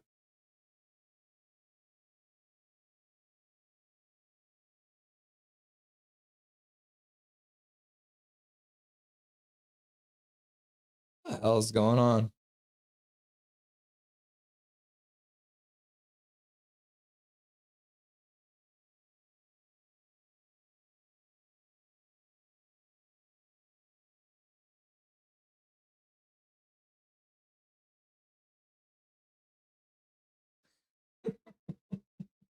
The stuff you guys miss when Dustin's in the background is just like it's like we'll have to start putting on OnlyFans or something like that. Was that a perfect tank game? I don't know. Let's find out when we talk with Dustin Boydell. What's up, my dude? What's going on? That was certainly a game. Yeah, not a bad tank game. No, I mean, it was entertaining for the home crowd.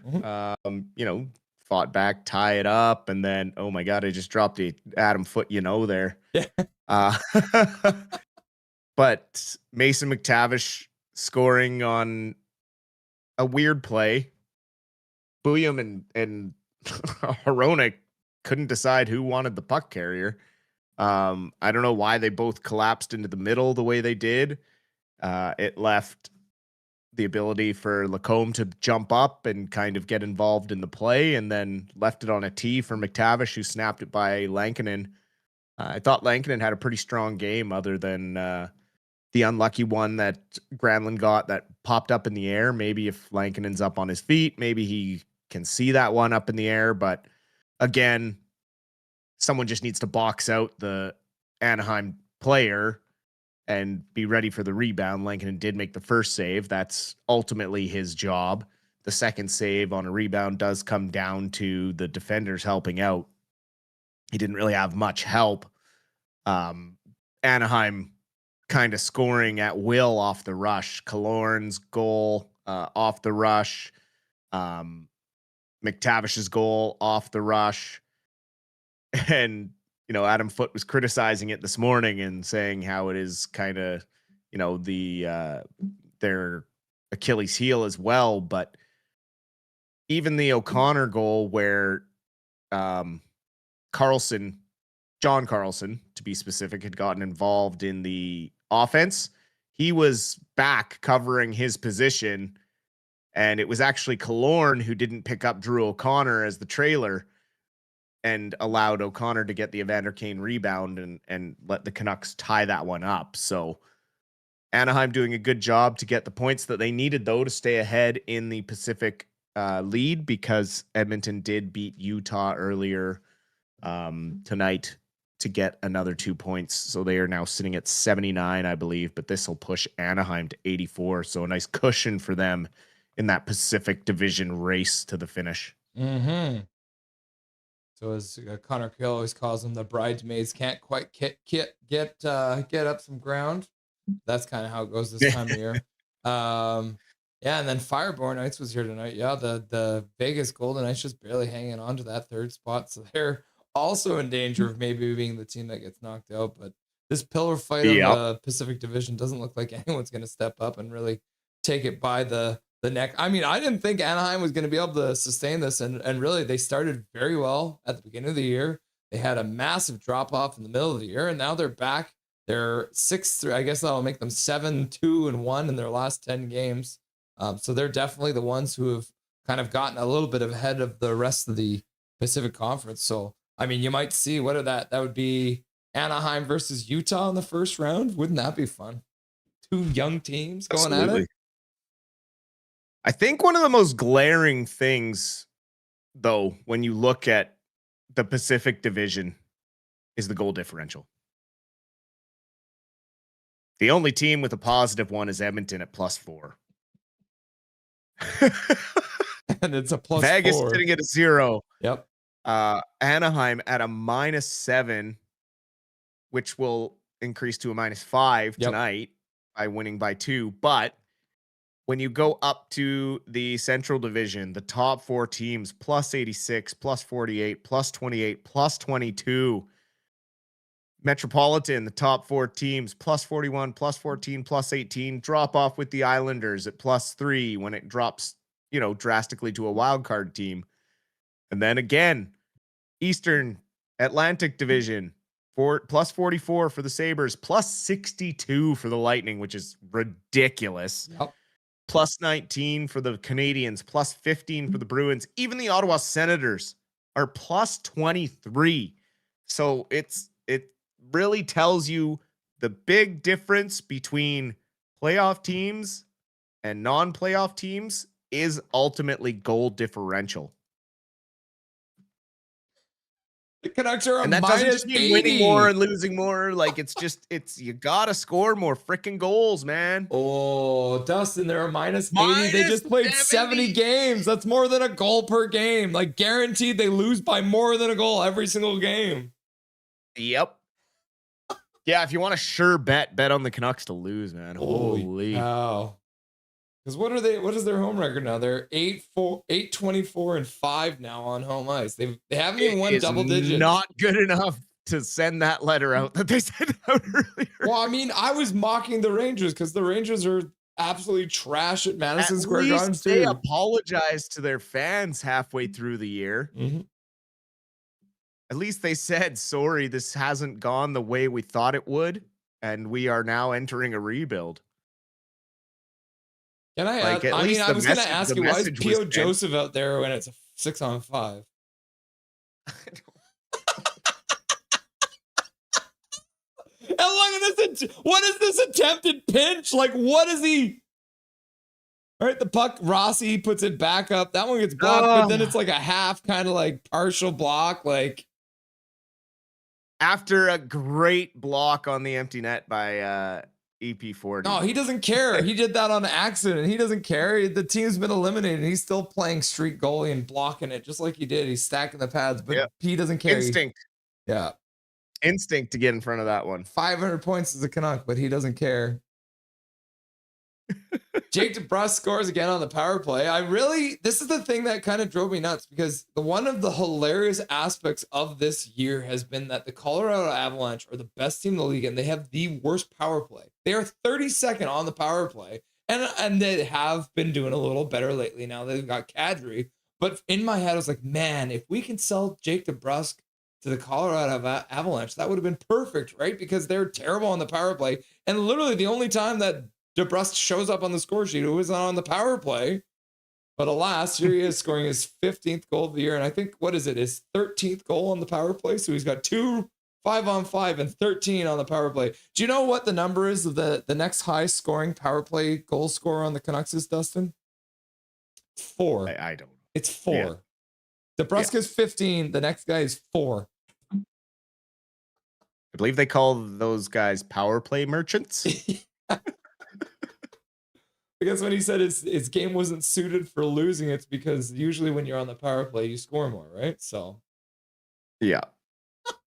But I did call Petey getting another point if they got another power play. So, suck it. Yep. Crystal Ball wins again. I mean, it's hard, right? Because you see these guys. I mean, even when they win, sometimes it's difficult for these guys to really think about what they've done. But for Pettersson, do you think that kind of stat means something to him? Do you think any kind of if they ask him about it after the game, do you think that instills a bit of confidence in him? Because for me, when I watched the game tonight, it looked like EB40 did have a little pep in his step tonight. I mean, of course, it's a nice milestone to get to, but you like reaching those milestones when you're winning hockey games, right? Mm-hmm. It's all well and good to be accomplishing great things, and Brock Besser passed, I believe they said, Tony Tanti for Canucks goal scoring. Or was it Twist? Can't remember. They said it in the broadcast. I think Tanti. He passed him on goals, on just points. So Brock Besser's, just points. Okay. Yeah, so he was tied with Tony Tanti. I actually have it here. So Brock Besser and Tony Tanti going into tonight were tied at 470 points. So with the point tonight, Brock Besser is now at 471 points. So he's alone in 9th place now. And then EP40 also alone in 7th. He wasn't tied with anyone, but now up to 500 points. And then as we talk about stats, Dijon Mustard says, congrats, Dustin. Enough for your next Rogers Arena beer. So there's a $20 dono coming in from Dijon Mustard. Thank you very much. I'm a very lucky man for Katie to want to marry this Canucks fan. I mean, come on. I mean, she's got to be a patient lady if she's putting up with a Canucks fan these days. So thank you, everyone, for your well wishes and your congratulations. I appreciate it. We're looking forward to Thursday very much. It'll be a good way to kind of put a good sort of memorial button on everything that we've gone through and look forward to the future. So it'll be a good day. What else can we say about this game? I love that Kyle Wellwood's being brought up. You know, it's funny to me. The crazy juxtaposition of Kyle Wellwood at 5'10" wearing number 42 and Curtis Douglas at 6'9" wearing number 42. Bringing like the average height for Canucks players that wore the number 42 to about 6'2". So it's just interesting. It's just so funny to see those two players in Canucks history, opposite ends of the height spectrum, wearing the number 42. Adam Lee using his monthly membership message. Adam Lee's been a member for a month now, so thank you, Adam. And also, once again, thanks for all your generosity on the Canucks for Kids stream. That was great. It says, foot toxic for next-gen players. And then I'll roll that into Colin Whitehead's question. Dusty, what are your thoughts on the rumors of the next wanting to sign Boehm to an 8-year, $9 million extension? It wouldn't surprise me, right? Put the cart before the horse, sign an extension. You don't have no reason to sign right at this moment, and just try and like you can't sign contracts as PR moves, man. Like you can't hand him that contract right now. You think the pressure's bad on Pettersson making 11.6? Imagine if they give that to Bouillon before he does anything close to what Hughes did, winning a Norris Trophy for like, what was it, $5 million a season? Like you just can't. Like, I get why they might, but it again, this is why I think they need to change the management. I don't like the order in which Alvin does business.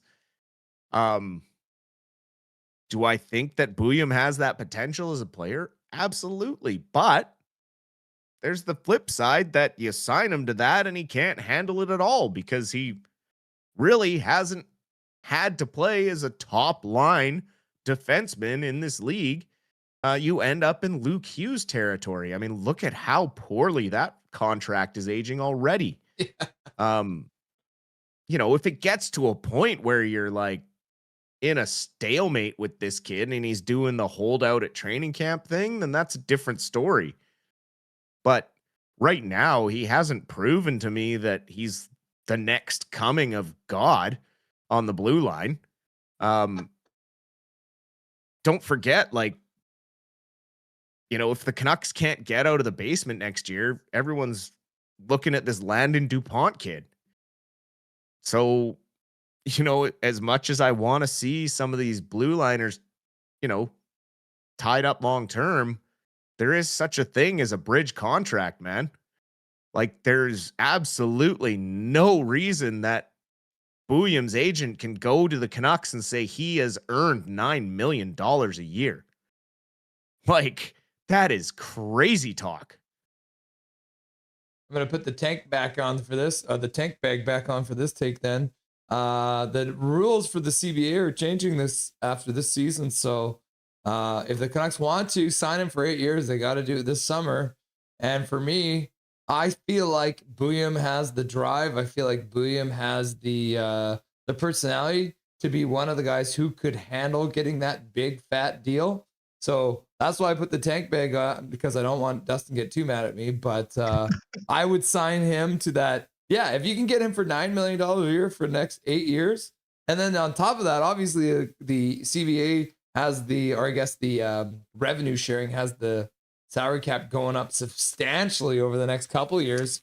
So you might, you know, something $7 or $9 million in 2 years is going to look more like a $7 million contract based on how much the cap is going up. So I think for me, get him to sign as soon as you can, because I just have bad memories of the bridge deal with Quinn Hughes, right? And how that all turned out. So you'd sign him for $1.75 million more than Hronek. And Hronek is here under that contract till 2030. Mm-hmm. You don't think that wouldn't rub people the wrong way? No, this is the thing that it's the story that Connor Garland told about him. They're sitting in the World Championship locker room before they won gold, and Steve Bouillon looked at Connor Garland and was like, "We're gonna win. I never lose." That's the kind of attitude you need to have. So I would sign him immediately for that. Yeah, I mean, we got till 2028, right? Like, we've got another full year. Mm-hmm. Just because you can only sign him to 7. It doesn't mean no other team can sign him for longer. So I don't know. I think it'd be an extremely risky contract to sign. I have no doubt that the kid has the attitude, and I hear what you're saying. Mm-hmm. Just, it's just a big risk. Well, speaking of big on risk, someone who, and it also depends on who the coach is, right? Like, man, oh man, if you sign him to that and you bring Foot back and you got Foot like working his development for another year, you think that $9 million gonna look good? Well, Connor Hill, $2 dono. If Zeeb gets 9 by 8, then my boy gets 14 by 15. Sign the ogre. Thanks. I mean, to be fair, hey, I'm all for to take the heat off of Petey. Yep. Adam Lee with a gifted membership. Feeling generous again. Oh my gosh. Adam Lee showing up using his monthly membership message And then Ronnie Hood 8479 getting the free gift membership from Adam Lee. So congratulations, Ronnie Hood. And thank you very much, Adam Lee, for donating to Dobby's College Education Fund. We appreciate, my dude. So thank you very much. That's very generous of you. Adam Lee, continuing the donation hype. I do hear your points, and I do agree with that sense, but obviously it's just a super risky thing to do. Yeah. Yeah. But I think, I don't know. I just have a good feeling about the kid. He's got that. He's got the attitude that I think you want to keep around as long as you can. And like I said, then suddenly, let's say, and this is the other thing, by all accounts, the salary cap is going to continue to go up, even beyond what they've already announced. Like, I think they have it announced as high as like 113 within like 2 or 3 years. They're talking about how it's just going to keep on going up. So you're looking at suddenly 4 years into this contract, the salary cap's going to be 120, and it's going to look like a $6 million contract. And for a player of his caliber, locked up that long, suddenly you can bring in talent to surround him with that extra cap space that comes in. And that's going to be around when we're hoping the Canucks are going to be as a contender. It's going to look like that's the thing, risk, right? It could look like a really good contract and it could look like a really bad contract. But for me, the attitude of the kid, he was out after practice, just like messing around, learning how to fight with the DPD and Tom Wielander, right? Like, I think him and Wielander might be our top pair eventually. I'm just starting to feel like. Yeah, I mean, that's fine. But like, if he's got the drive now, what's stopping him? I mean, he's got 4 assists and 1 goal in 2026, like since January 1st. Yeah. If he is this elite guy that deserves $9 million, he hasn't shown it to me yet. And that if someone is worth that money, it should be regardless of coaching. Yeah. So like, I do get it. I understand all the pedigree. I understand all the stuff in the past, but I have not seen enough of take control. Him showing me that as a I want the puck type of guy. I think he has a super high ceiling. I think he has the potential to be a 1-2 like with Wielander, but I just don't like signing kids to contracts, before they've earned them. Yeah. I'm old school. I hate it. It leaves you in such a handcuffed position. You end up in situations where if they don't perform in the first 2 years, you get extreme pressure from the fan base to move that player. You end up giving up on players too young. Oh man, there's just so much that could go the wrong way with that. They need to figure out so many more things before they put that contract down.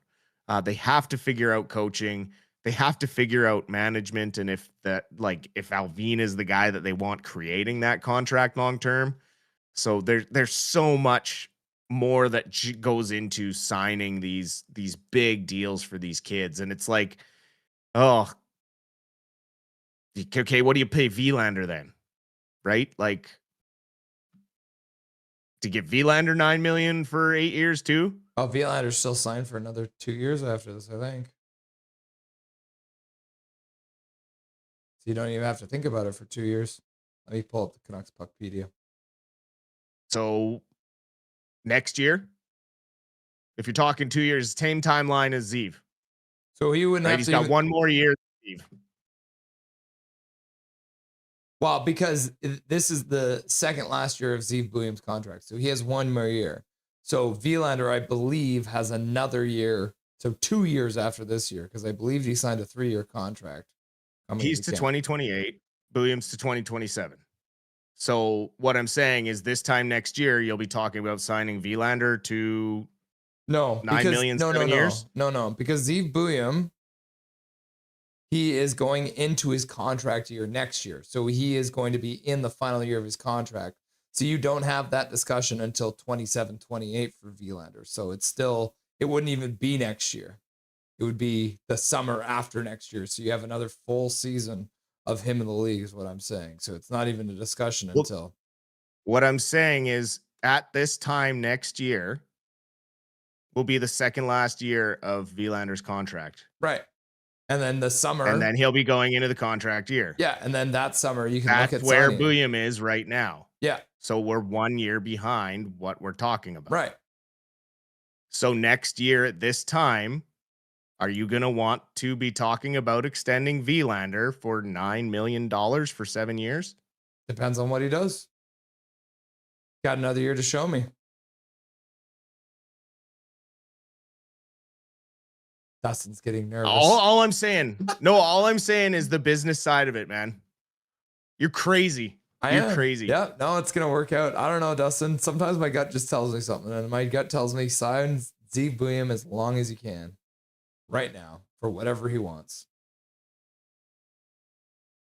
Because think about this, Quinn Hughes, because of he had 2 bridge contracts. Quinn Hughes is about to sign for like $17 million a year wherever he signs, right?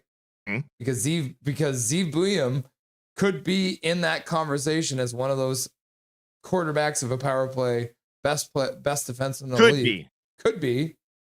And all of a sudden, like I said, instead of paying a guy $17 million, which will still be 20% of the salary cap, you're looking at paying a guy half that.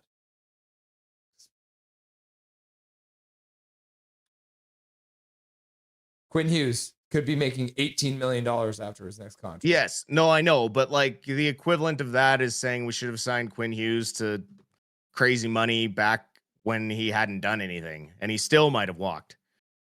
Yeah, I mean, that's the thing. But then he still would have, if we would have signed Quinn Hughes to a longer term deal, we didn't. We signed him to a 5-year. And that was essentially a glorified bridge deal. Oh, no, I get that. Yeah.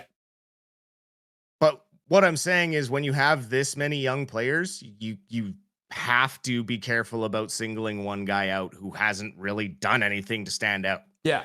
Other than do stuff I just keep as on a junior. Going, you have to think about it, Dustin. $9 million is a lot against the cap this year. It's not a lot against the cap. No, I'm aware of the rising cap. Yeah. It's just everyone else has to come up for contract too. Yep. Donnie Bluebone has an announcement. Patrick Alvin announced today that the club has agreed to terms with goalie Dustin Boydell, a 2-year contract at $15 million AAV. He couldn't pay me enough to play for Adam Foote. Calvin 99 Charlie. Dusty is heated. Laugh out loud. No, I wouldn't even do 8 years. That's the thing. Dustin doesn't want to sign any. He's about to get married and he's got commitment issues. I don't know. It has nothing to do with that. It's all business. I know. All right, we're gonna have to make a bet about this once they figure it out. If they sign Zeev William to an 8-year deal at $9 million, we're gonna have to construct some kind of a bet. So he better outscore Quinn Hughes in his first 4 years. I mean, Quinn Hughes signed him to that money. Quinn Hughes was ass in his first 2. Zeev William's still on his rookie contract, isn't he? This is only his first full year in the league. If you want to call it a full year. I mean, Zeev William as a rookie defenseman is in the top 7, I think, in the entire league in scoring for rookie defenseman. He's got 22 points in 63 games. He scores a point every 3 games. Let's look up Quinn Hughes. All right, so Zeev William. So yeah, 63 games played, 22 points, 5 goals, 17 assists. Quinn Hughes, first year in the league, first full season, 68 games, 53 points. 41 points in his second year, shorter season. And then 68, he got up to about a point per game as of the 22-23 season. So that would have been his 4th full season. Also, I don't think the Vancouver Canucks were a 32nd place team when Quinn Hughes was putting up those numbers either.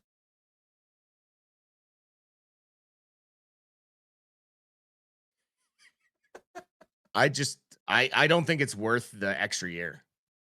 If you want to wait a year and sign him to 7 max deal, fine. But he has to show something for an entire year with the organization. They haven't even had a training camp with him. You don't know how this kid prepares in the summer. It's all speculation and hearsay and attitude. Like, you have no idea.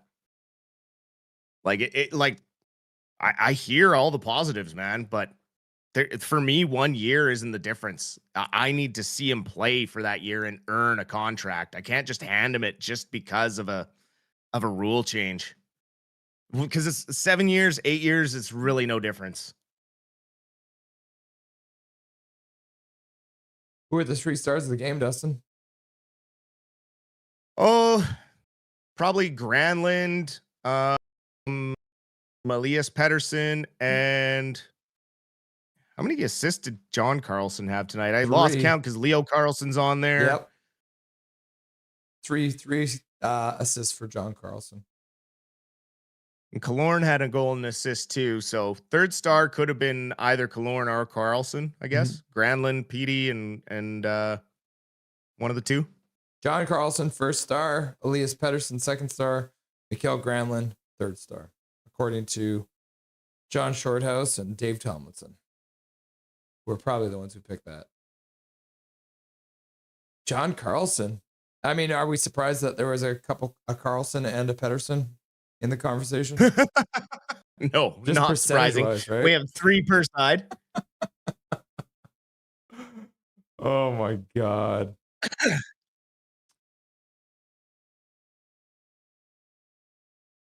Canucks play again on Thursday against the LA Kings. I think we're probably both happy to be missing that one because Canucks versus LA Kings it's gonna be trash. Yeah, and I mean, they're fighting for a playoff spot, but they are horrible. I mean, they're so hard to watch, man. It's like watching paint dry. So we'll be having a much better time. And I will give you this. If they fire Foot and hire Manny, then I'm all for signing Zeev for the 8 and 9. Yeah, I mean, that's the thing. They have until July 1st to sign other him anyways, things right? that gotta fall into place before they do that. Yeah, that's all. It's the freaking order that Alvin does business that drives me crazy. His priorities are so out of whack. And it bites him every offseason, bites him every trade deadline. Guess we should briefly mention that the Golden Knights lost 2-0 to the Boston Fleet. So the losses They did struggled to get those offense going again. Can't seem to score goals these days. They need some help for Sarah Nurse. Abby Canucks to play back-to-back San Diego Gulls. So now we go from Abby fighting for their playoff lives to hoping to play spoilers, as the Gulls are also in the hunt for their playoff spot. So 2 games on the weekend, Saturday, Sunday. We'll chat about the Gulls once we're back on Saturday, which will be the next game that me and Dustin are here for, which will be the Canucks versus the Calgary Flames, the battle of the Pacific Basement. So yeah, that's kind of how the week looks here on Nothing Is Perfect. Dustin, is there anything you want to say to chat before I let you go? Again, appreciate all the kind words. You guys got to see Russ and I disagree about something for a change. But the thing is, we kind of agree at the end of the day. We just disagree for weird reasons. Appreciate you guys all being here. These games, obviously, it's no fun. We're just trying to get to the end of the year, focusing on what the young kids are doing, obviously talking about guys like Zeev Buyam and that sort of thing. Thursday night off. We'll be enjoying the evening, and we will see you guys, I guess, on the weekend. Yeah, nice Saturday game against the Calgary Flames. So 12 games left, Dustin. That's all we got. We'll get there. I figured it out. This is why we agree. Yep. We have opposite opinions, but for the same reason. We've been hurt by this organization so many goddamn times that I'm afraid of all the bad things happening, like bad contracts, because lately that's pretty much all Alvin has handed out. When was the last good contract he gave out? Honestly, tell me, when was the last good contract Alvin gave out? It goes back pretty far. Ronick? Yeah, probably at 7.25. Even that took a little bit for it to really grow into it because he was not great. Well, it took trading Quinn Hughes for that to look like a good contract, right? Because when you had Hughes outshining him, he looked like he wasn't worth that money. And so that's where I'm very cautious of these contracts that Alvin gets to sign. And you're the same, where it's like he didn't do enough, and then we lost Hughes and we lost. It's just, I get where you're coming from. Yeah. And so that's why it's like we're disagreeing, but we are for the same reason. We've both been hurt by these stupid organizations too much.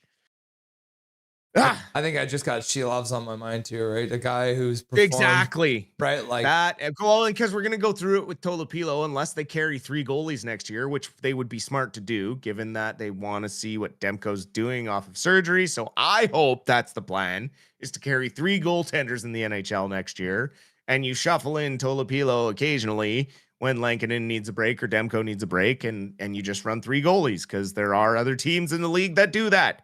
Because of waivers and contracts and things, you don't want to run the risk of having to sell Tolopilo for pennies on the dollar like you did with Shilovs, who is playing pretty damn good the last 2 months. So and suddenly Ty it's Young hard to or Patera is your watch. backup goalie. Exactly. Yeah. All right. Dustin, I appreciate you being here. Enjoy the rest of the night. We'll chat again Appreciate soon. the hell out of you, my man. Cheers, my dude. Have a great night. Yep, you too. Dustin Boydell, the Silver Fox, stopping by. You'll love to see it. Dustin is reading all your guys' messages, so Paragolf, Miss Paragolf Pro. I still think you two should stream live on Thursday, laughing and crying. Rusty Dusty, Headspace Hockey in the chat, Prickfetti, Big Mac, all showing their support for Rusty and Dusty. Stream at your wedding. Yeah, I'll just live stream right from the nuptials, eh? While doing the Macarena. Hey,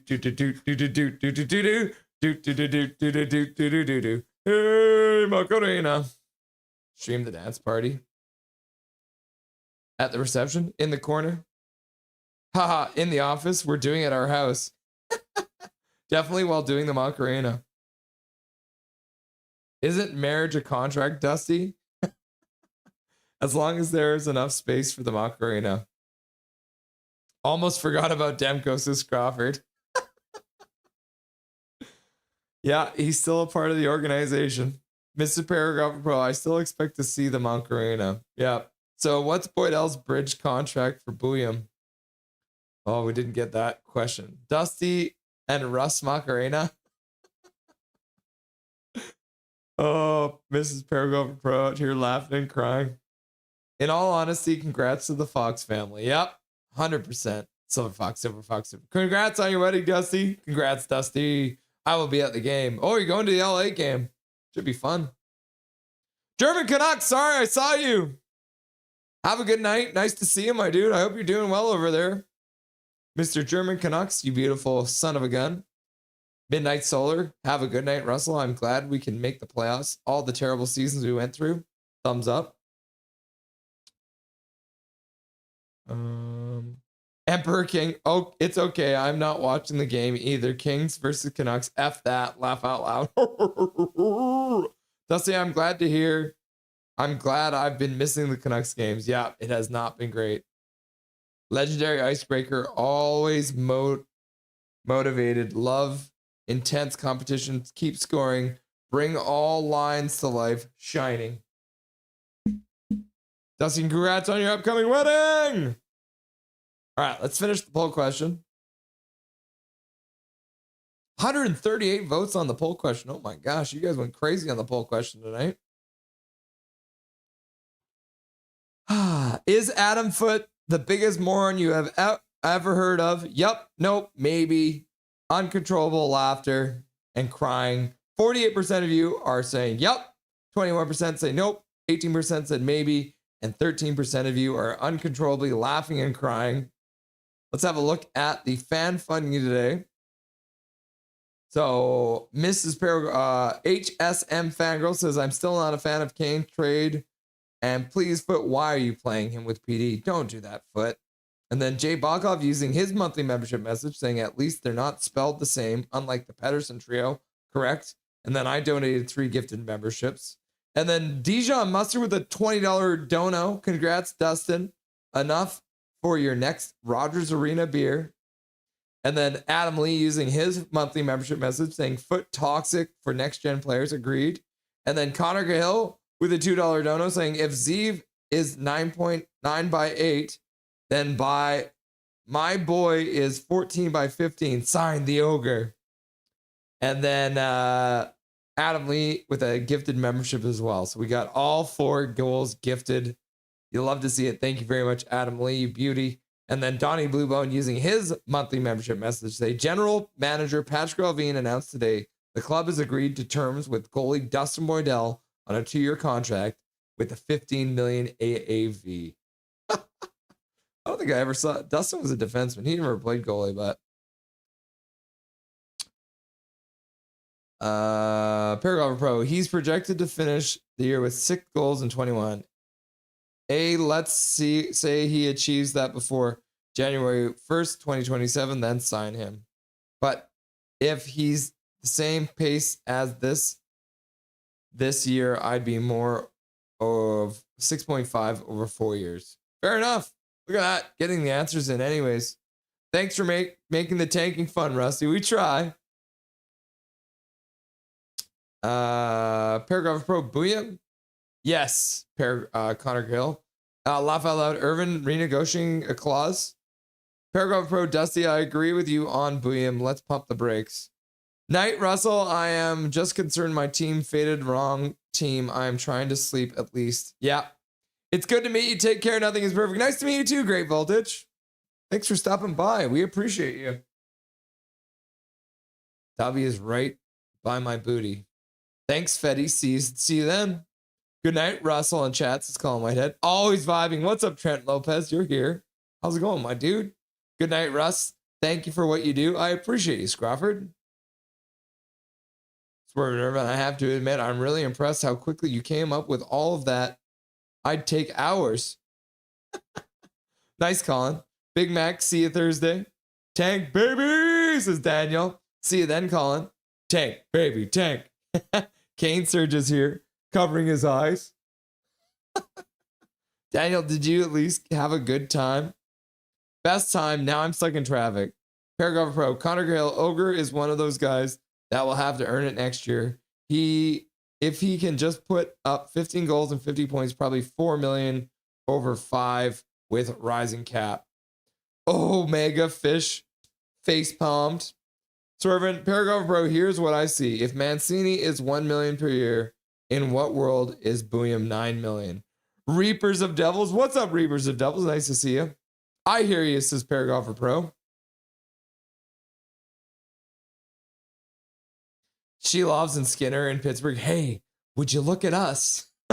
Silver Fox, Silver Fox, Silver Fox. Swerve and Irvin, and then you turn up and do the moonwalk. Please, Foot, take Tolopilo next game. Enough of Lanks. Connor Gale, who told you about that? The moonwalk. Oh, you know, I can't tell you that. It's a non-disclosure agreement I have in place. I'm going to ask my wife to do a bridge marriage. Oh, that's dangerous, man. You're going to get in trouble. Connor Gale, Paragraph Pro, put him on the top of bro line and get a better coach than foot and mouth disease. And then, hell yeah, bring it on. Sign the ogre. I think the key to it all is finding the right coach. Yeah. Sign Manny. Sign Manny, sign Manny, sign Manny. All right. Thank you to Kempner Canucks as well for being here tonight. We had a good chat for the second intermission. As mentioned, he will be streaming on Thursday, as well as Big Mac will be streaming on Thursday. So lots of fun coming up, guys. Let's make sure this is our, oh, yep. Get ready with the McDavid cross check to the face, which we all love to see. Happy Sabres fan night. We were sitting in front of a 10-year-old Kane fan. If only he knew. Good night, all, says Paragraph Pro. Later, says Undead Abs. What's up, Undead Abs? See you later, my dude. Happy Sabres fan. Welcome, buddy. We're all very happy for you tonight. Snap Dancer. Meanwhile, Zaddy and Joshua fisticuffs. Did they fight each other? Night, Dusty. Hope you have a wonderful wedding. Let us win in the playoffs, says Armageddon to Undead Abs. Connor Gill, happy Sabres fan. Whatever happens for you guys, you make sure to stay happy. Winning always involves valuing elite talent. Outstanding hockey guys really earn nods. So yeah. Dustin's wedding is on Thursday. So who knows? Who knows what's going to happen that day? But yeah, Kempner Canucks and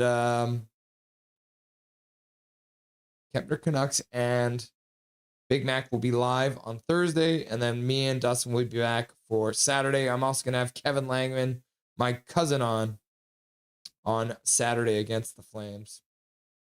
Au revoir. See you later, Universal. Nice to see you. I am speechless. This is Connor Grahill. Swerving my guy. How? All right, guys. Thank you for everything tonight. It's been a pleasure. Tanking has never been funner, or more fun, I guess, if you want to speak properly. And until Saturday, remember, my name is Russell Holiday. This is Nothing is Perfect. And make sure they make good choices.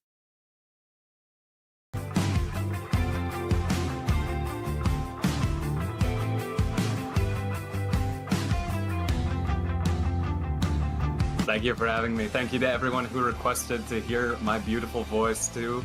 I appreciate that.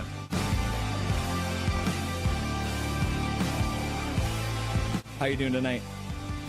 Doing good?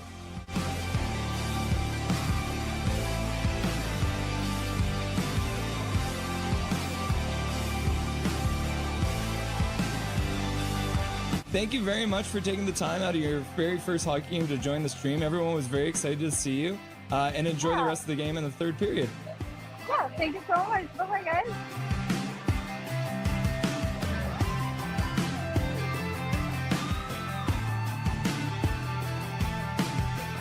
Trevor Beggs joining the show from Locked On Canucks. Thanks for joining me today, brother. My pleasure, Russell. How you doing today, buddy? I'm doing really good. I'm doing really good. Hey, buddy. What an intro. Thanks, man. Hey, no problem. It's nice to see you again. It's been a while. Dude, absolutely. Yeah, those late nights, early mornings. Yeah, weird they were times. rough. We are excited to welcome Dave Hall to the show. Welcome, my man. Hey, thanks for having me today. I'm excited to be on.